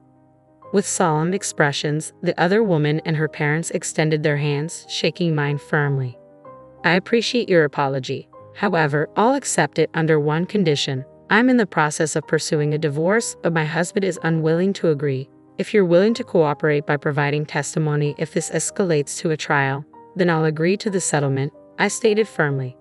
"We agree to cooperate, but we're concerned about our daughter's future.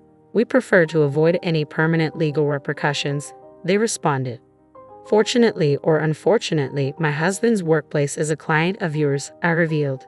In an unexpected turn of events, the woman my husband had been unfaithful with and I formed an unlikely alliance. Together, we plotted to teach him a lesson. His workplace would soon face a crisis due to his altercation with an executive at one of their client companies. Naturally, all blame would fall squarely on my husband.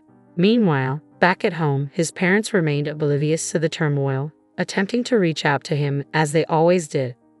"Jennifer isn't answering our calls, and she won't return them either. Is she so wrapped up in work that she's forgotten about us? When is she planning to come back? We miss seeing our grandchild," his mother lamented. "Mom, you don't understand.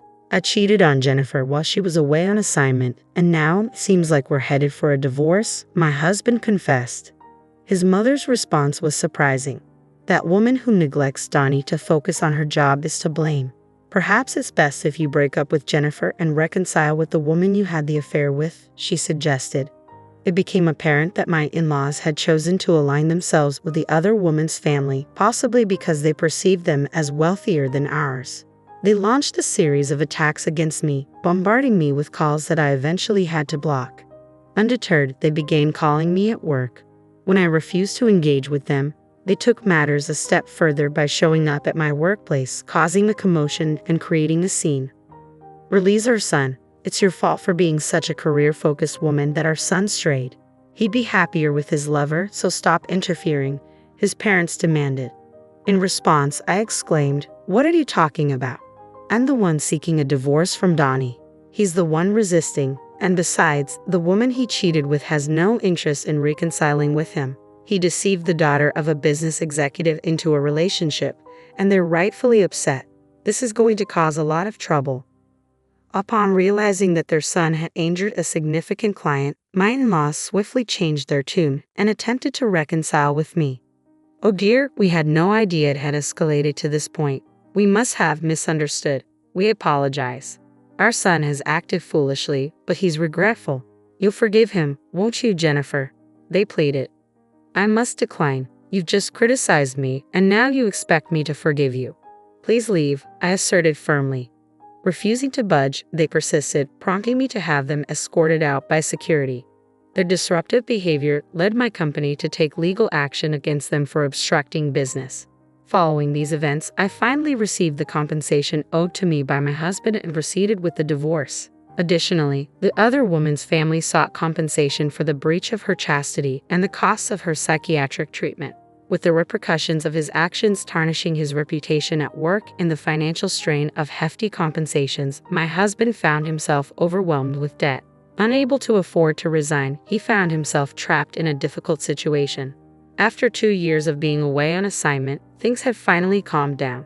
As I prepared to return to the main office, I reflected on my journey.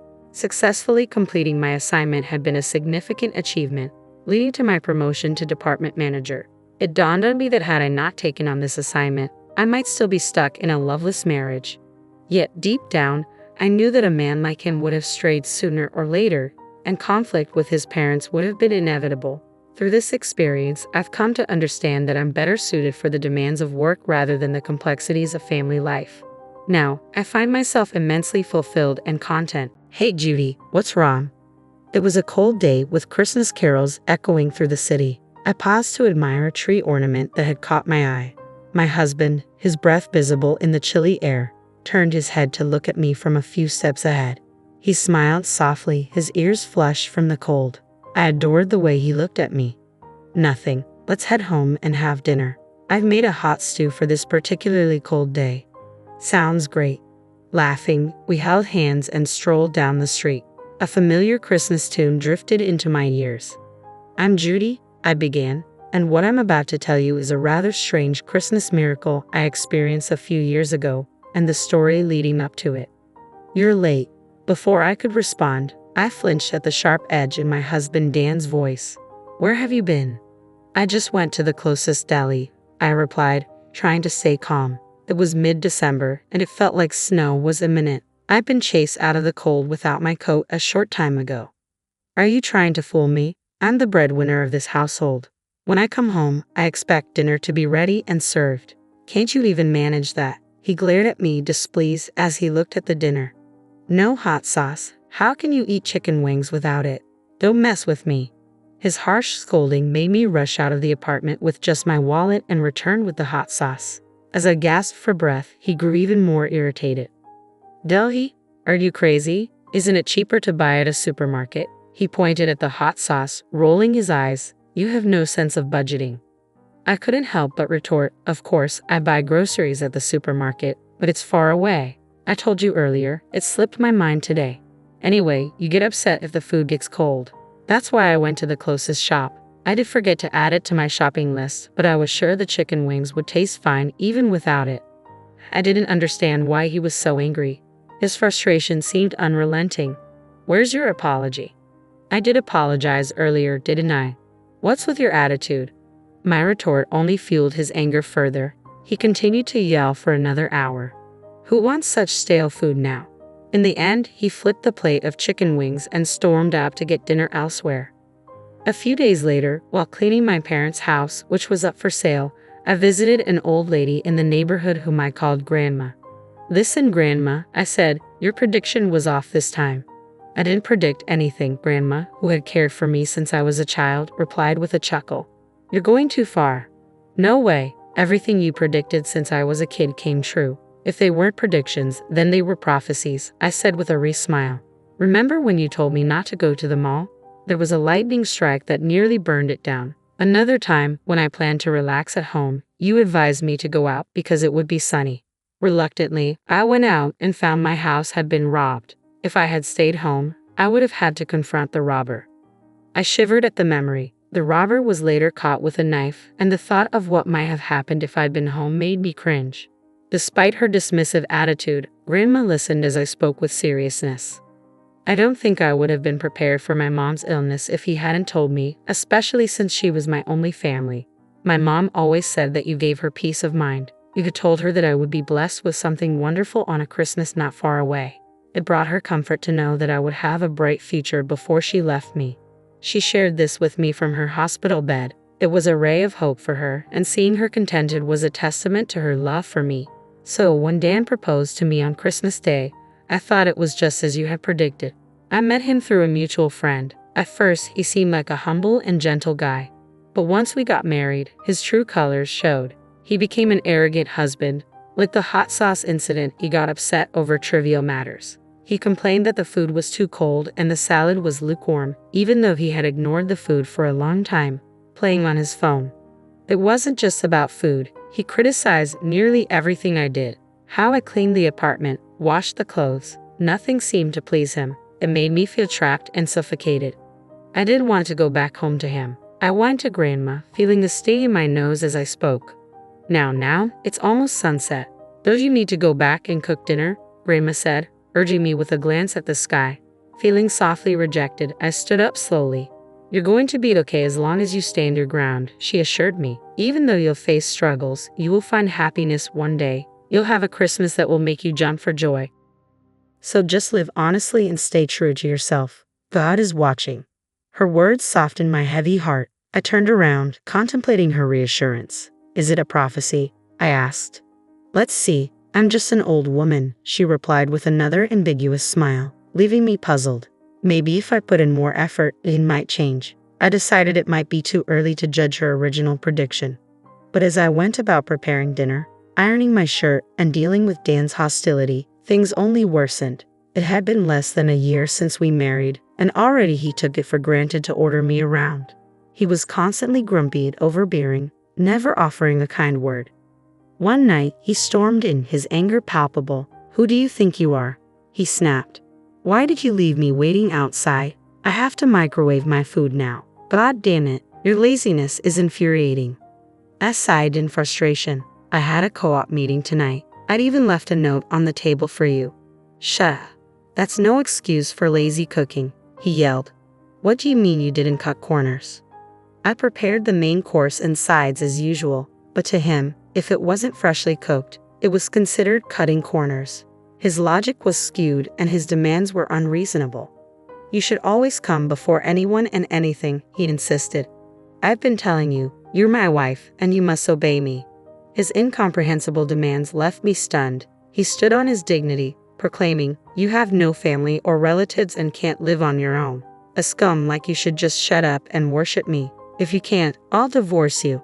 His smirk seemed to reveal that he was merely relieving his stress by making me submit. "Anyway, give me a foot massage."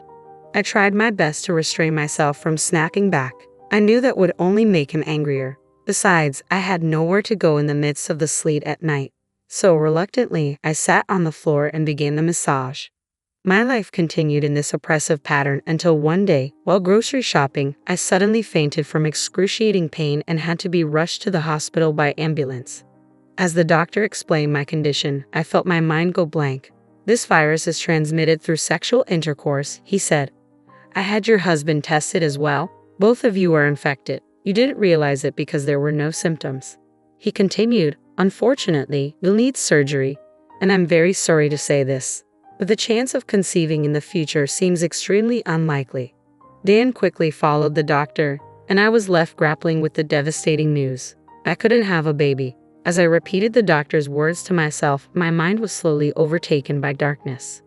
Desperate for more information, I tried to follow the doctor and Dan with my unsteady legs. "Wait, doctor, Dan," I called out, but I froze when I overheard their conversation. "So, everyone out there needs to get tested?" Dan asked. "Exactly. They must be treated all at once, otherwise, it's pointless because it keeps coming back," the doctor replied. "Would they know what the test is for?" "Of course," Dan said persistently. I listened in despair as the conversation unfolded. It turned out Dan had been seeing at least 3 girlfriends and was still involved with one of them. I looked at a picture of my mom in the empty room, whispering to it, "I needed help, you know. Even though he's not a good husband now, he might change once we have a baby." I held on to Grandma's words like a charm. I would struggle, but eventually I would find happiness. I clung to the hope that things would get better. I had been wrong. Dan seemed to care only about his own health. He was meticulous about his condition and visited the hospital regularly, but he showed no concern for me. Having lost my parents, I yearned deeply for a family of my own, a husband, children, and a home filled with love. Tears streamed down my face as I clutched a picture of my mom in my hands. "Mom," I sobbed, my voice breaking as I tried to stifle my cries. Suddenly, Dan burst into the room, his anger palpable. "What are you doing wasting your time? You haven't even prepared dinner," he snapped. He threw the divorce papers down onto my head as I sat there, stunned. "Here are the divorce papers. This is your punishment for neglecting your duties and disobeying me." His voice was harsh and his demeanor was deranged. "You're so irritatingly depressing. I'm ready to divorce you at any time. It's no problem for me, but you're the one who will be in trouble. Instead of slacking off to your duty if you don't want a divorce." "I'm not slacking off," I protested, but he was already cutting me off. "Oh, and there's one more punishment," he said with a smirk. "I'm not giving you living expenses this month. Consider this a chance for you to reflect and change your attitude. Know your place. If you disobey me, it'll be divorce." After he finished, he left the room, looking strangely refreshed. The word divorce echoed in my mind as I stared at his signature on the papers. I took a deep breath, wiping away my tears from the picture frame. "Mom, I've decided," I said quietly, resolve hardening within me. I spoke softly to the picture of my smiling mother, asking her to watch over me. Then, I kept quiet and carried on with my life. For a while, Dan continued to treat me like a servant, venting his anger on me regularly. I argued back occasionally, but mostly I endured in silence. One day, as Dan began his usual tantrum, complaining about the lukewarm salad and cold stew, I sighed inwardly and resolved to follow through with my plan. "You remember the deal, right?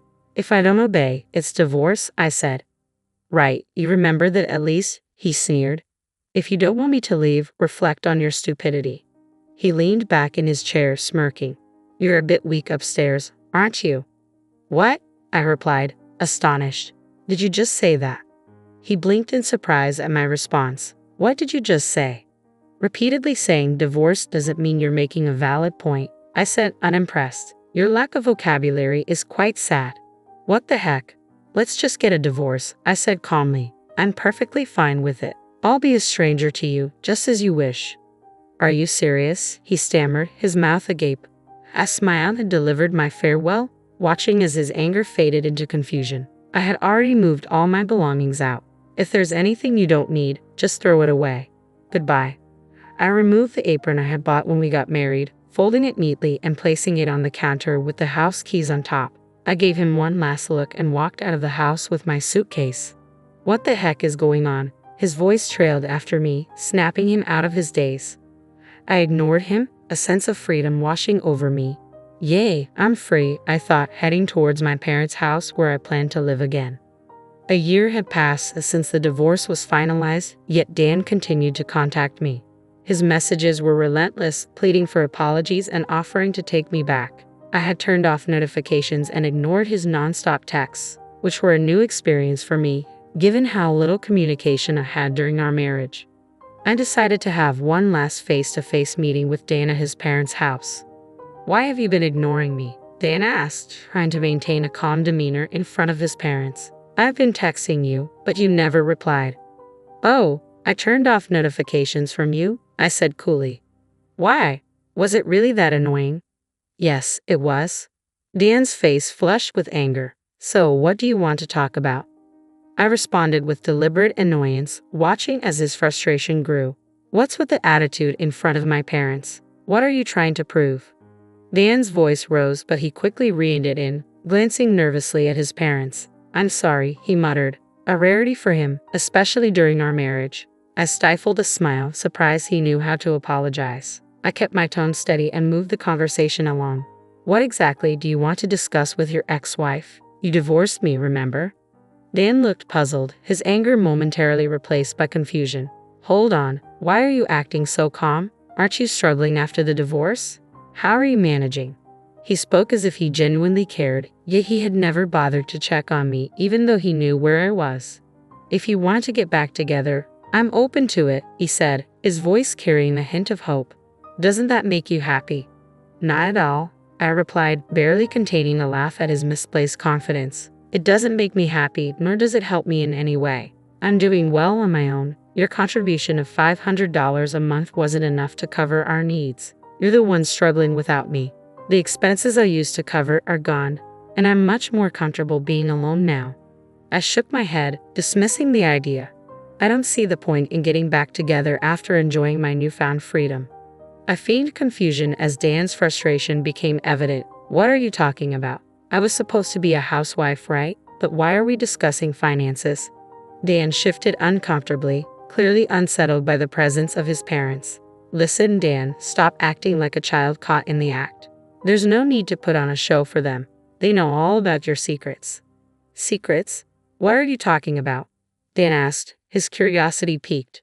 I signaled him to be quiet and prepared to reveal the truth. "You're mistaken if you think I was just a housewife. Remember, I lived abroad because of my late father's work. I used the German I learned to translate documents at home. The bookshelves were filled with materials and manuscripts which I used to hide recording equipment. Wait, recording? Dan was stunned. His father presented the evidence, showing all the recordings of Dan's mistreatment. The videos laid bare his behavior, and Dan's parents were visibly distressed, apologizing to me and expressing their shame for raising him. Dan, caught off guard, looked like he might bolt, but his mother grabbed him and made him sit down again. She signaled to me, and I responded by pulling out the divorce papers. I pointed out the sections marked with red circles. You recognize these, don't you? No way, Dan stammered, clearly in shock. The red circles highlighted the witness signatures, names of people he knew well. Actually, there wasn't enough space for all the names. You've had more than 2 girlfriends, right? No more waiting, I continued. Before I could explain further, a resentful voice cut in. You never mentioned an STD. This means you brought it from somewhere else. Didn't you promise we'd get married? That's something only a bachelor would say. The argument escalated. You're not just a villain to us, but to all women. You're the #1 public enemy. You're finished. Surrounded by his former girlfriends, Dan crumbled to the floor as his parents looked on with exaggerated sighs. I had hired a private detective to investigate his girlfriends and had secretly contacted them. I also informed my ex-in-laws about everything. The result was chaos. Your game is up now, I declared. We're demanding compensation for the distress you caused. Dan worked for a company owned by a relative of his mother, so his payments were deducted from his salary to prevent him from escaping his obligations. Under strict supervision, he faced a long period of compensation payments. 6 years have passed since then. I was walking down the street on a cold day, Christmas songs playing everywhere, when a tree ornament caught my eye. My husband, his breath visible in the chill, looked back at me with a soft smile, his ears red from the cold. Our little girl, cheeks rosy, was nestled in his arms. I couldn't help but think about how Grandma's prediction came true. My current husband is surprisingly the brother of one of Dan's former girlfriends. After meeting him by chance and connecting over our shared experiences, he has been a source of comfort and joy. If not for what happened with Dan, I might never have met my current husband. Grandma's words about struggling but finding happiness have proven true. After we married, I found out I was pregnant, despite being told it was unlikely. I remember when I was rushed to the emergency room on Christmas Day and the doctor confirmed the pregnancy. My husband and I were overjoyed, jumping up and down, while the nurse tried to calm us down. It was a true Christmas miracle. As I snapped back to the present, my daughter clung to me in her fuzzy coat. Let's go home and have dinner. I prepared hot stew for this cold day. Sounds great. Yay, she cheered. Laughing, we held hands and walked home, the familiar Christmas song drifting in from somewhere nearby. Hello, I'm Kathleen, and I carry a vivid memory from a few months back that I feel compelled to share. It's a story about recognizing toxic behavior and the importance of standing up against it. I'm 31, and my immediate family includes my 34-year-old husband, Anthony, and our kitten. Anthony and I, high school sweethearts, tied the knot at a young age despite attending colleges in different states. Our bond remains strong, and next month we'll celebrate our 13th year together. Regrettably, my mother-in-law, Carol, won't be joining us. From the start, Carol harbored a dislike for me. With 2 sons, she had always indulged and spoiled them, considering no one worthy of her precious boys. Anthony and his older brother, David, were oblivious to her controlling and manipulative nature. As they grew, Carol's overbearing tendencies became problematic, forbidding her teenage sons from dating or socializing with girls outside of school. Despite evident signs, Anthony and David remained enamored with their mother's love, failing to recognize her control. Over time, David began rebelling against Carol's rules, which led to conflicts, even threats against his then-girlfriend, Lauren, now his wife. David, however, stood firm, refusing to succumb to Carol's influence. Gradually, both brothers distanced themselves from Carol. Anthony, while acknowledging his brother's actions, believed they were excessive. In the early stages of our relationship, I refrained from commenting to avoid conflicts. Little did I know that Carol would redirect her efforts toward me, employing every means possible to dismantle our relationship. She orchestrated an elaborate Venice tour during prom week to to prevent us from attending together. Despite Anthony's pleas to cancel the trip, it was the only time he went against his mother's wishes. Each time Carol called me, unleashing her barrage of insults and deeming me unworthy. Anthony remained passive, offering no defense.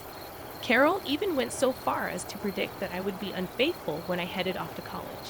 As we both secured spots in different colleges across states, Anthony succumbed to the pressure, leading us to take a brief break. During this hiatus, Carol took advantage of the situation, celebrating our apparent breakup. Unexpectedly, Anthony reconciled with me, infuriating Carol. In response, she intensified her harassment and humiliation, seizing every opportunity to make my life miserable. In an attempt to address the issue, I approached Anthony, expressing my grievances.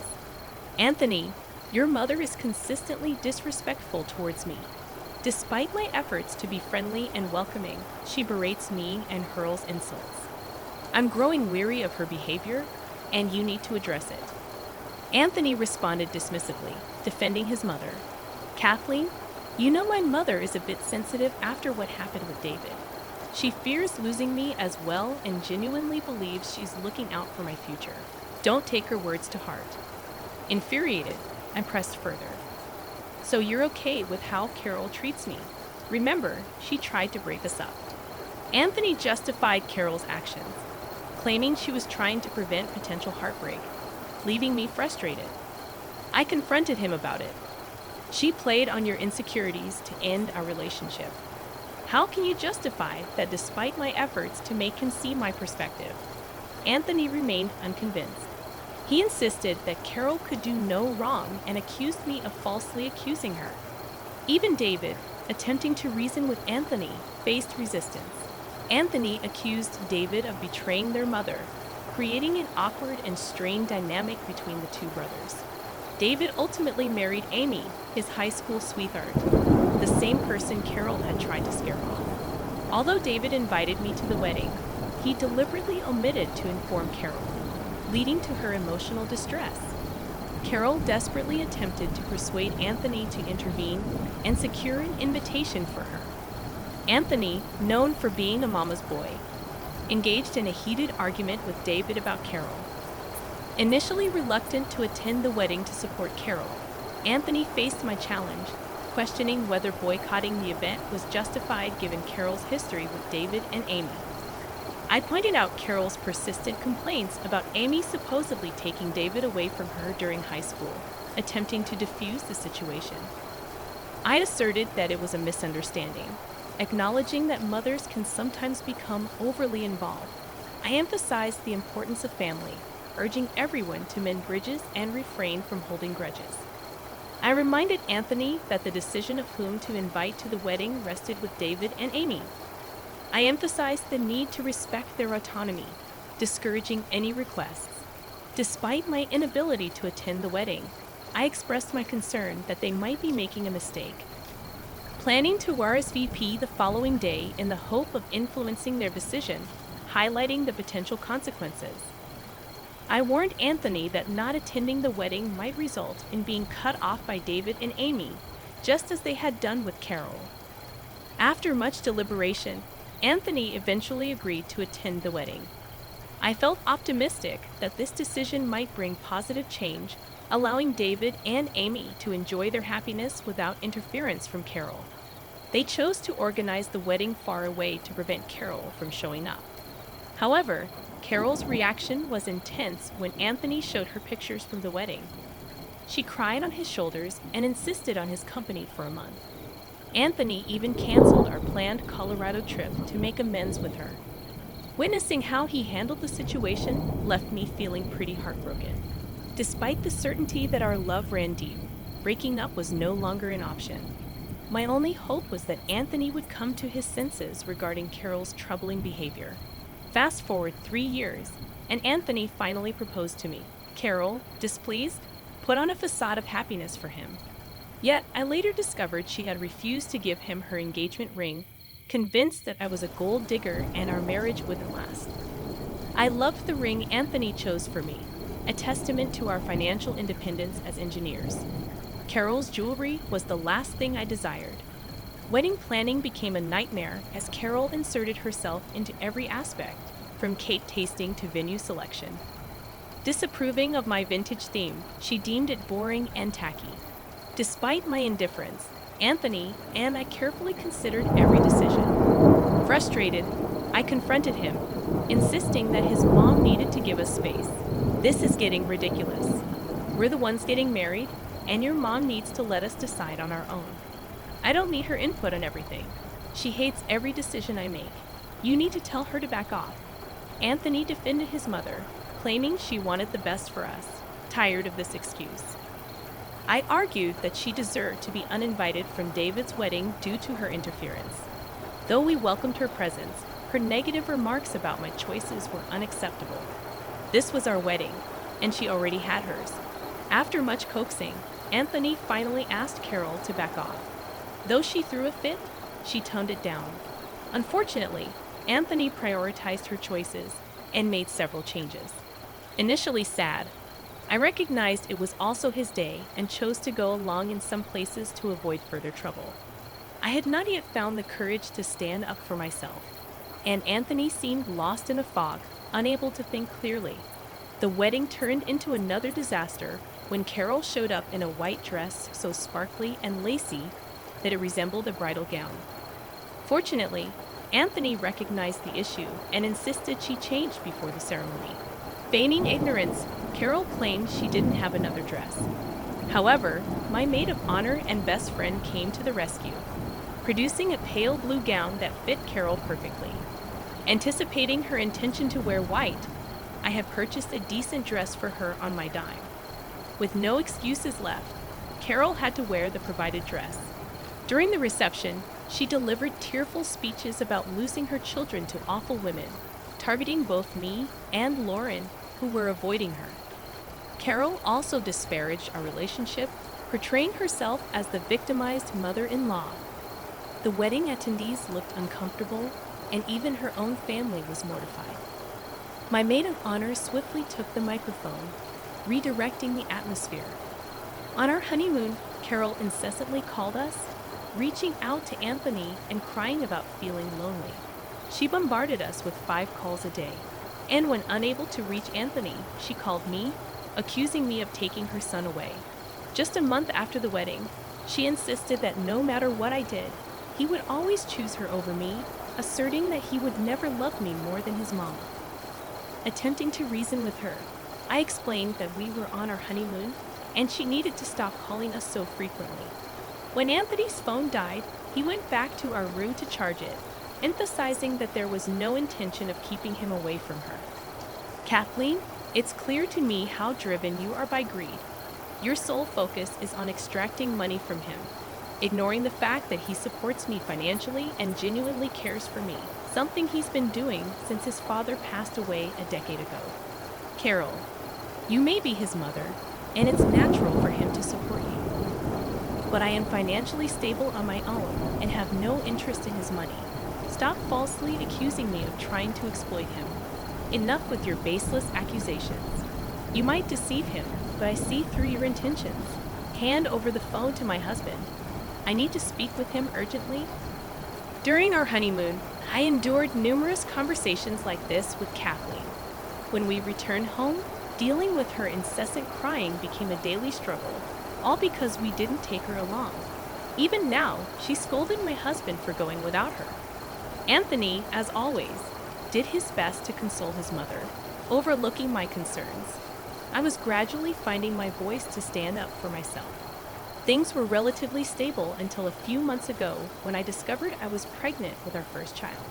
Excitement filled us, and Anthony wanted to share the news with Carol immediately. Despite my reservations, I agreed. However, instead of joy, Carol reacted with tears and accusations. She accused me of trapping him with a baby, insinuating that I had cheated on Anthony. Despite my husband's attempts to calm her, she remained obstinate. I grew weary of her dramatic outbursts, which persisted for 3 weeks before she decided to visit us. Carol arrived unannounced, seemingly happy about our baby, showering me with gifts. Anthony was relieved, thinking Carol had finally accepted our child.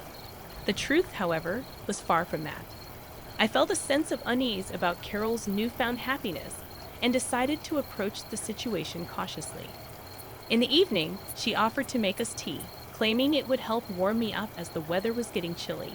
Anthony appreciated her gesture, giving me a triumphant look as if to say, "I told you so." Choosing not to dismiss my concerns, I excused myself and went to the kitchen to check on Carol.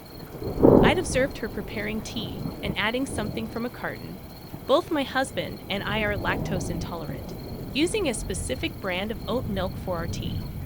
However, Carol was using a different carton that caught my attention. She used oat milk for 1 cup, but opted for the suspicious carton for the other.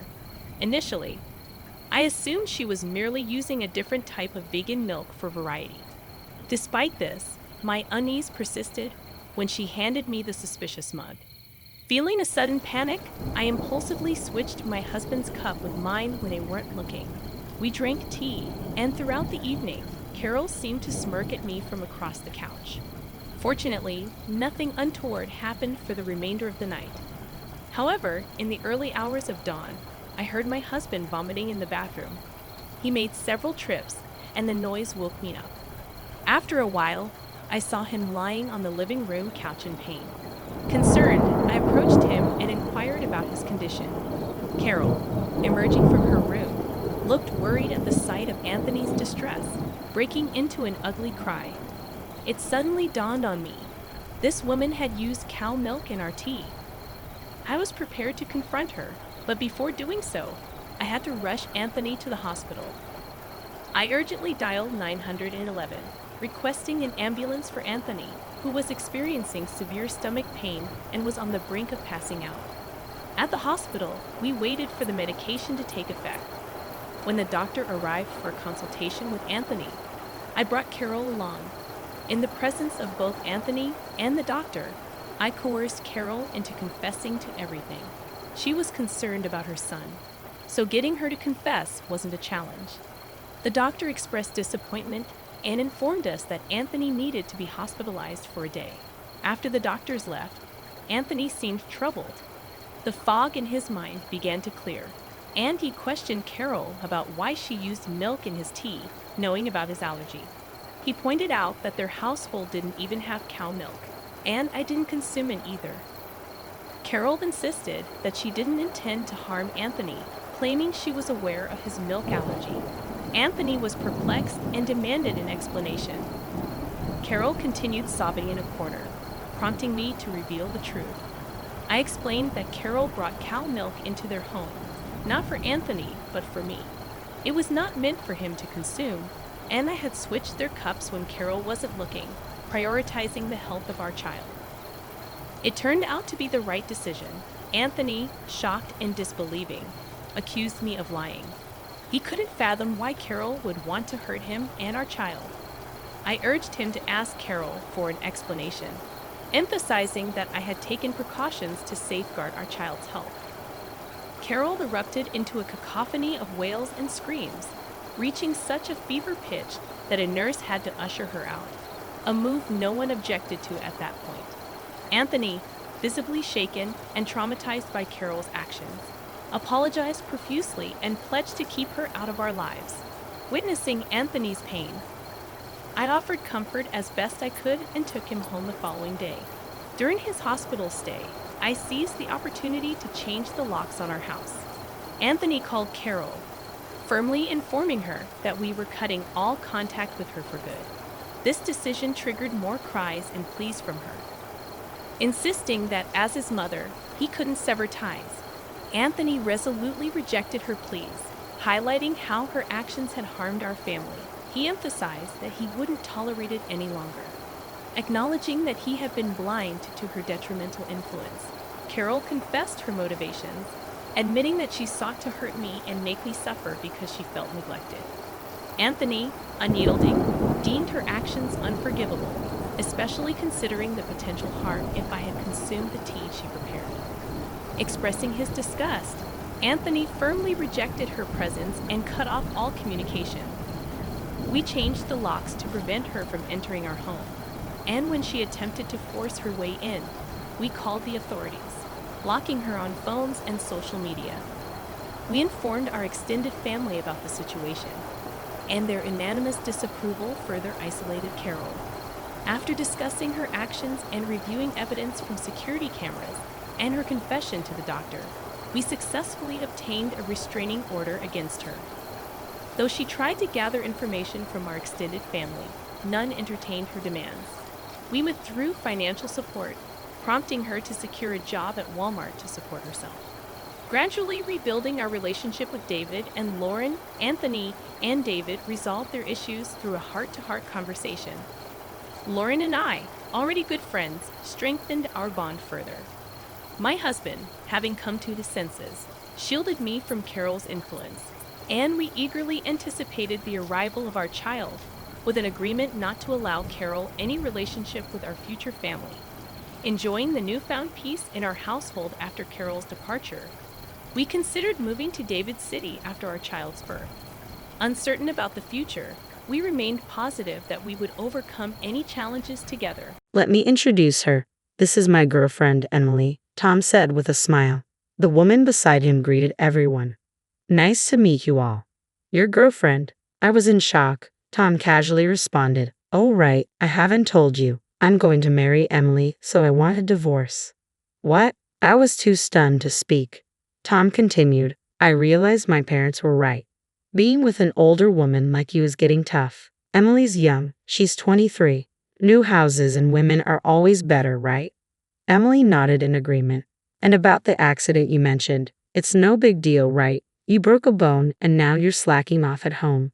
We'll take the house once we divorce. I was so shocked by his outrageous comments that I forgot to get angry. It was impossible to continue the conversation. Taking a deep breath, I presented a signed divorce document and said, Okay, here are the divorce papers.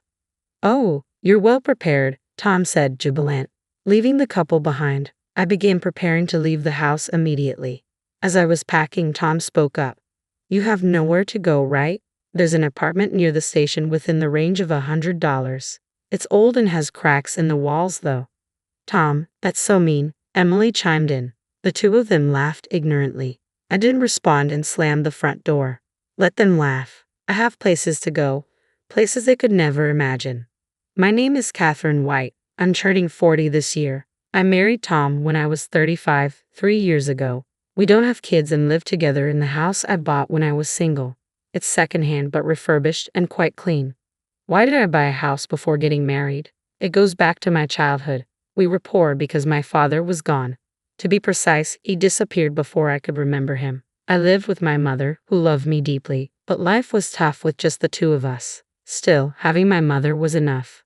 But during my high school years, she passed away due to an illness. It was devastating, but I had no time to mourn. I had to survive on my own. After graduating from high school, I started working at a small advertising agency. I worked tirelessly in sales. In my 30s, I was so dedicated to work that I never imagined I'd marry, but I wanted a place to call my own, so I saved up and bought a cheap house. I had to take out a loan, but I paid it off early. Around that time, I met Tom. He was from a client company.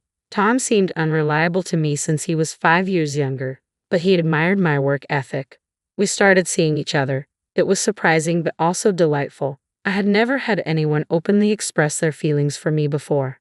We started dating and quickly got married. At first, Tom's parents disapproved of our marriage. I was older, and they knew I had no family. But Tom defended me, saying, even if she has no parents, Catherine works hard. Don't say such things. I was genuinely happy. I thought we could make it work. But that changed. The shift in Tom's behavior began less than 6 months after we moved in together. One evening, after returning from work, he sat down at the dining table. Dinner was meat and potatoes, a salad, and eggplant soup. After eating for a while, Tom stopped. What's wrong? I have been meaning to say this. The soup, it's from this morning, right? I don't like leftovers. Can you make a fresh one for dinner? But it takes time. I also work and I might not make it in time. Sorry, but that sounds like an excuse. My mother always made different soups for breakfast and dinner, and there should be at least 5 side dishes. Can you do that? I was taken aback by the sudden situation. I had felt this way for a while, but kept it to myself. While I'm not great at cooking, it's hard to do intricate dishes while working too. Your mother is a full-time housewife, right? I work and can't cook that much. That's why you shouldn't make excuses. It's expected of a housewife. You should at least do that much. I was frustrated by Tom's outdated views, but I held back my words to avoid worsening the mood, though I was discontent. I wanted to avoid arguments, so I started finishing work on time and rushing home to cook. However, Tom's actions and words became increasingly demanding. Did you use cheap meat for this? This side dish is the same as yesterday. Please space them out at least a week. With each of his complaints, the time I spent cooking became more overwhelming. Before I knew it, I was spending all day thinking about meals. Tom's nitpicking didn't stop at just food. He checked every corner of the house for dust and criticized my cleaning. If you have so many complaints, why don't you do it yourself? I finally snapped. What are you saying? Housework isn't my job. Don't shift the responsibility. Maybe you can't handle chores because you didn't have parents around. I was stunned by his words. He had never belittled me for not having parents before. Was this Tom's true nature? The man I knew before felt like an illusion. Regardless, I wished for the old Tom to return, but the situation only worsened. With Tom's endless demands, I was completely drained, and balancing work seemed impossible. On Tom's suggestion, I decided to quit my job. I had loved that job since graduating from high school, but it seemed there was no choice. Looking back, maybe I should have left him then. But I had always prioritized work over romance and didn't know what a normal family looked like. I thought perhaps meeting Tom's demands was a housewife's duty. Maybe all I had to do was bear it a bit to maintain a peaceful home. Now that I was a full-time housewife, I had much more time for housework. Tom's complaints decreased, and I was genuinely relieved.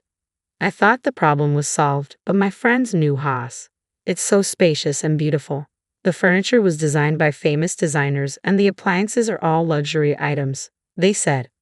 Oh really? I casually responded, handing Tom a glass of water. But compared to that, our second-hand house is a bit lacking. I wish we could at least replace this cheap furniture, Tom remarked. Cheap? The furniture and appliances were from my single days, but they were still in good condition. They weren't luxury items, but they weren't cheap either. Moreover, when Tom moved in, he had said, "Let's keep using these appliances and furniture." I reminded him of that, but he brushed it off. But honestly, after living with it, I feel new furniture would be better, he said without hesitation. Even if you say that, the current ones are still usable, I softly pointed out. Tom suddenly looked at me with a mocking expression. That's the frugal side of you. I wonder if you're just naturally stingy. What? Why would you say that? Anyway, I've quit my job, so we don't have that kind of money. You quit your job because you wanted to, didn't you? But you? Yeah, it's always my fault, he muttered dismissively and staggered off to the bedroom. How could he say such things? Anger started to boil within me, but then I thought maybe he's just drunk. He's just being brave because he's drunk. Don't mind. However, even when he was sober, Tom's attitude was getting worse.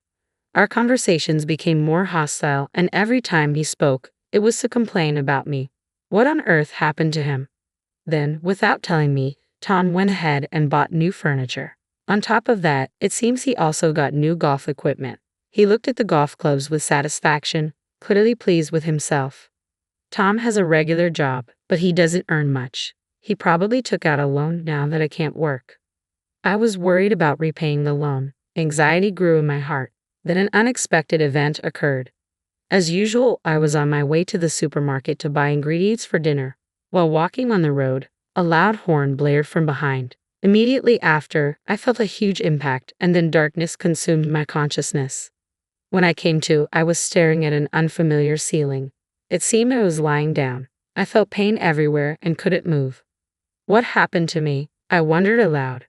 Oh, Miss White, have you awakened? A voice said. Where am I? You're in the hospital. You were brought in after a traffic accident. Traffic accident? I remembered leaving the house, but nothing after that. I moved my head slightly, taking in the impersonal bed, the attached IV drip, and the woman in a nurse's uniform.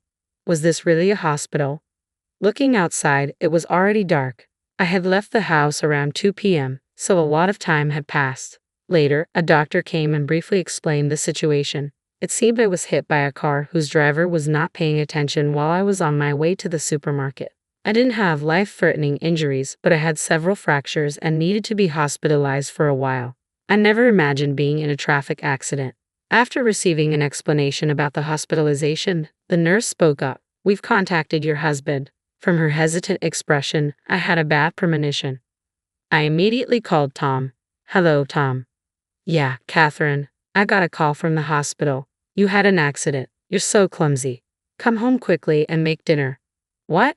I'm going to be hospitalized from now on."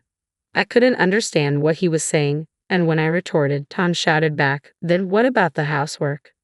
"What are you saying? Is the housework more important than me?" Unbelievable. He was more concerned about the housework than his wife's condition. I felt myself becoming increasingly angry, and it soon turned into a quarrel. Arguing any further would be pointless, so I hung up the phone, still frustrated. Lately, Tom had been more harsh in his words, but I never realized he could be this cold. That day, I was filled with anger and physical pain, making it hard to sleep. But as the days went by, my strength gradually returned, and I started rehabilitation. Initially, moving was tough, but it became surprisingly enjoyable as I got used to it.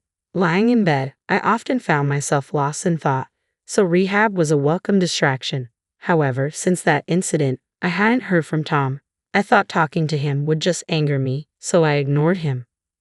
Around that time, I occasionally passed an elderly man in the hallway.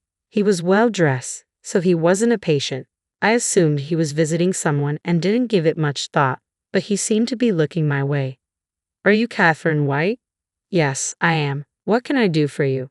I answered cautiously. At that time, I had no idea that this man would change my fate. Eventually, after about a month in the hospital, I was discharged. I hadn't fully recovered, but I was told all patient care would surface. I was finally going home after a month away. My home felt oddly nostalgic, but that feeling was short-lived. The moment I opened the door, I felt something was off. There were unfamiliar shoes, heels with flashy pink ribbons. Could it be? Rushing into the living room, I braced myself for what I might find. I noticed the entire house had changed. Not just the furniture, but even the electronics had been replaced with brand new, high-end models. The curtains were different too, making it feel like someone else's house. "Ah, Catherine, you've been discharged." Tom emerged from the back, sitting casually. Next to him was a young woman. The woman with brown hair and a revealing outfit spoke lazily, "Welcome back." Who are you?" I was stunned.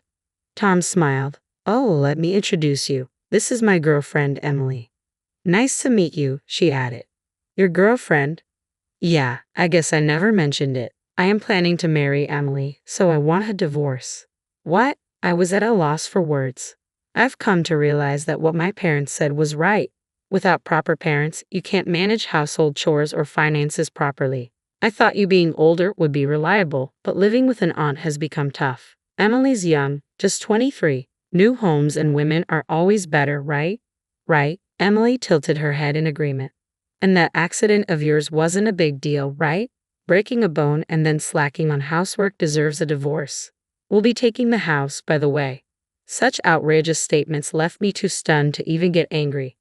Don't get me wrong, we're planning to buy a new house eventually, but this place is just a temporary one until then. When they say something as unreasonable as this, I lose all desire to even converse with them. The old Tom is gone. I've come to think of him as a monster, not a human with whom I can communicate. I shouldn't fight on the same level with them. I took a deep breath and presented a document. "Okay, here are the divorce papers." "Oh, you're well prepared." I had already signed the divorce papers in advance, considering the recent strange atmosphere. I thought this choice might come up eventually, so I quickly started packing my things. I needed to prepare to leave the house. As I was busy, Tom spoke to me. "You don't have anywhere to go, right? There's an apartment near the station that rents for $100. It's run down and has cracks in the walls, though." "Tom, that's so mean," Emily chimed in. Ignoring their mocking laughter, I slammed the front door with force. I took a moment to look back at the house, my castle that I worked hard to buy. Today is the last day I'll see it, but I had no regrets. I had a place to go. A week later, while relaxing in my new place, the doorbell rang loudly. Checking the monitor, I saw it was Tom and Emily. Ignoring them, I heard them shouting my name. Their frenzied state made me want to laugh. After observing for a while, I spoke over the intercom. What do you want? Why are you living in such a mansion? Tom asked. The mansion he referred to was where I currently lived. A 3-story building made of reinforced concrete on a massive plot, complete with a swimming pool. You came all the way here just to say that? No, I have a proposal. Open up. I want to talk face to face. It's probably just nonsense. No, it's important, Tom insisted. Annoyed with Tom's persistence, I thought this would be the last time and opened the door. I led them to the living room. I had been in touch with Tom about the change of house ownership, but I never told him where I lived. When I asked how he found out, it seemed he coincidentally saw me in town and followed me. He was expecting to see me entering a shabby apartment, but was shocked to see me entering this mansion. Tom, along with Emily, had concocted a bold plan. Tell me, are you living in this mansion because of some shady job? What? Why? I was taken aback by Tom's absurd claim. I saw you. You were with an old man entering this house. I get it. You don't want to admit it. You're poor, so you had to find that kind of work, right? But if you have such a wealthy client, I want you to introduce him to Emily. I work in a cabaret club, so I'm good at charming older men. I'm sure I can earn more than you, Catherine. What are you both talking about? The man you saw me with is probably my father. This house is also my father's house. What? That's a lie. You don't have parents, Tom insisted loudly, just as the door to the reception room opened. Seeing the middle-aged man who emerged, I called out, Dad. My father, I explained quickly. Surprised, my father sat next to me and greeted Tom. Ah, you must be Tom. My daughter spoke of you before. Nice to meet you. I'm Catherine's father, Robert Johnson. Wait, what's going on? Tom looked back and forth between me and my father, his eyes wide with surprise. It's understandable. I only recently reunited with my father while I was in the hospital. I began, explaining the situation. Yes, the middle-aged man who spoke to me that day was my father. My father was supposed to have disappeared. I had been told so by my mother. I thought there might have been a mistake, but after speaking with this man, I realized he was my real father.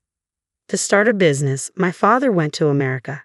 After a while, once his business was on track, he planned to bring us over, but he was robbed there, losing everything. He lost all his investment capital, and even his means of communication was cut off. Stranded, he fortunately met a man who offered him a job at his company. Starting with menial tasks, he gradually got promoted and eventually became the right-hand man to the company's CEO. With the help of this man, he later started his own business. The business was successful, and my father achieved social success. But he was always concerned about my mother and me. He felt guilty for leaving us for so long and found it hard to return. Then his company decided to start a new venture in Japan. After much thought, he decided to come back. He built a house here and started looking for me and my mother. He then discovered that my mother had passed away and was deeply regretful. If only he had come back sooner. Wishing to see me as soon as possible, he visited me in the hospital. Learning the truth, I ended up living in this mansion owned by my father. I briefly explained all this. By the way, my father had also looked into Tom's affair. After occasional golfing outings, Tom would go to a hostess club where he met Emily. So, this is my family home. Understand, I never heard about you having a rich father all of a sudden, Tom murmured in a big voice. So, if you have so much money, will you come to the club where I work? Emily quickly tried to hand her business card to my father. True to the type of woman Tom would choose, she was incredibly bold. But my father stopped her immediately. I'm sorry, but I make it a point not to visit cheap imitation bars. What? Emily was speechless. My father frequented some establishments for work, but only the finest, high-end places. He would never go to a cheap club like where Emily works. Besides, I don't have money. Catherine inherited everything already. To the puzzled expressions of Tom and Emily, my father casually replied, around $800 million. It's the least I can do to make up for leaving her alone all this time. The two of them were dumbfounded, their mouths agape. I've heard about you from Catherine, especially your insults, my father continued. She worked hard, scrimping and saving from her meager salary to buy that house. She also did her best with household chores. Having no mother, she probably didn't get a chance to learn from anyone, yet you disparaged her and trampled on her feelings. I can't forgive you, especially when you cheated on her while you were married. If it comes to that, I can sue you. But Tom attempted to interject. Catherine's struggles were partly my fault too, my father continued, cutting him off. You mocked me for being poor and for not having parents. I'm fed up with someone like you who lacks compassion. Never come back to this house again. Goodbye. Is there anything else you need? If you're done, can you leave? I added firmly. Ha! Help! Tom and Emily screamed and ran away. Watching them go, my dad and I shared a laugh. It had been a while since I'd laughed so much. I knew I probably wouldn't see those two again. I could finally live in peace.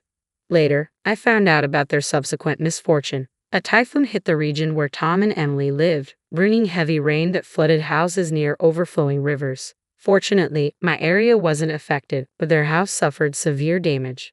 Tom and Emily fled, but their expensive furniture, brand new golf equipment, and Emily's luxury items were all waterlogged. The house's pillars had rotted from being soaked for so long. With no place to stay, the two seemed to live in shelters for a while. Tom's family home was far away, and Emily's family situation was worse. Her parents were gambling addicts living in a tiny apartment. Emily, who worked at a nightclub, spent all her money. Tom was also in debt from buying expensive things. Tom, who relied on women for money, was now in trouble. The two, having no other options, had to move into a cheap apartment near the station that he had once told me about. It was ironic that Tom, who once mocked others, ended up living there. What you do to others will come back to you, I reflected. Unless they truly repent, they won't find peace. Meanwhile, I was thinking of job hunting since leaving my previous company. When I talked to my father about this, he offered me a position at his company. The job is in sales like before, and it's fulfilling. I'm still learning, but I work hard every day to be valuable. At my father's mansion, we often host home parties for business associates. My sales experience helps, and I can talk freely with anyone. I plan to work abroad in the future, so I'm also studying English. My father often tells me, "You look livelier now compared to when we reunited." It feels like a lie that I used to be so irritated every day when I was with Tom. Life is unpredictable, I concluded. Even if times are tough, they won't last forever. If you keep looking forward, someone will always be watching over you. I believe that, and I want to keep living brightly.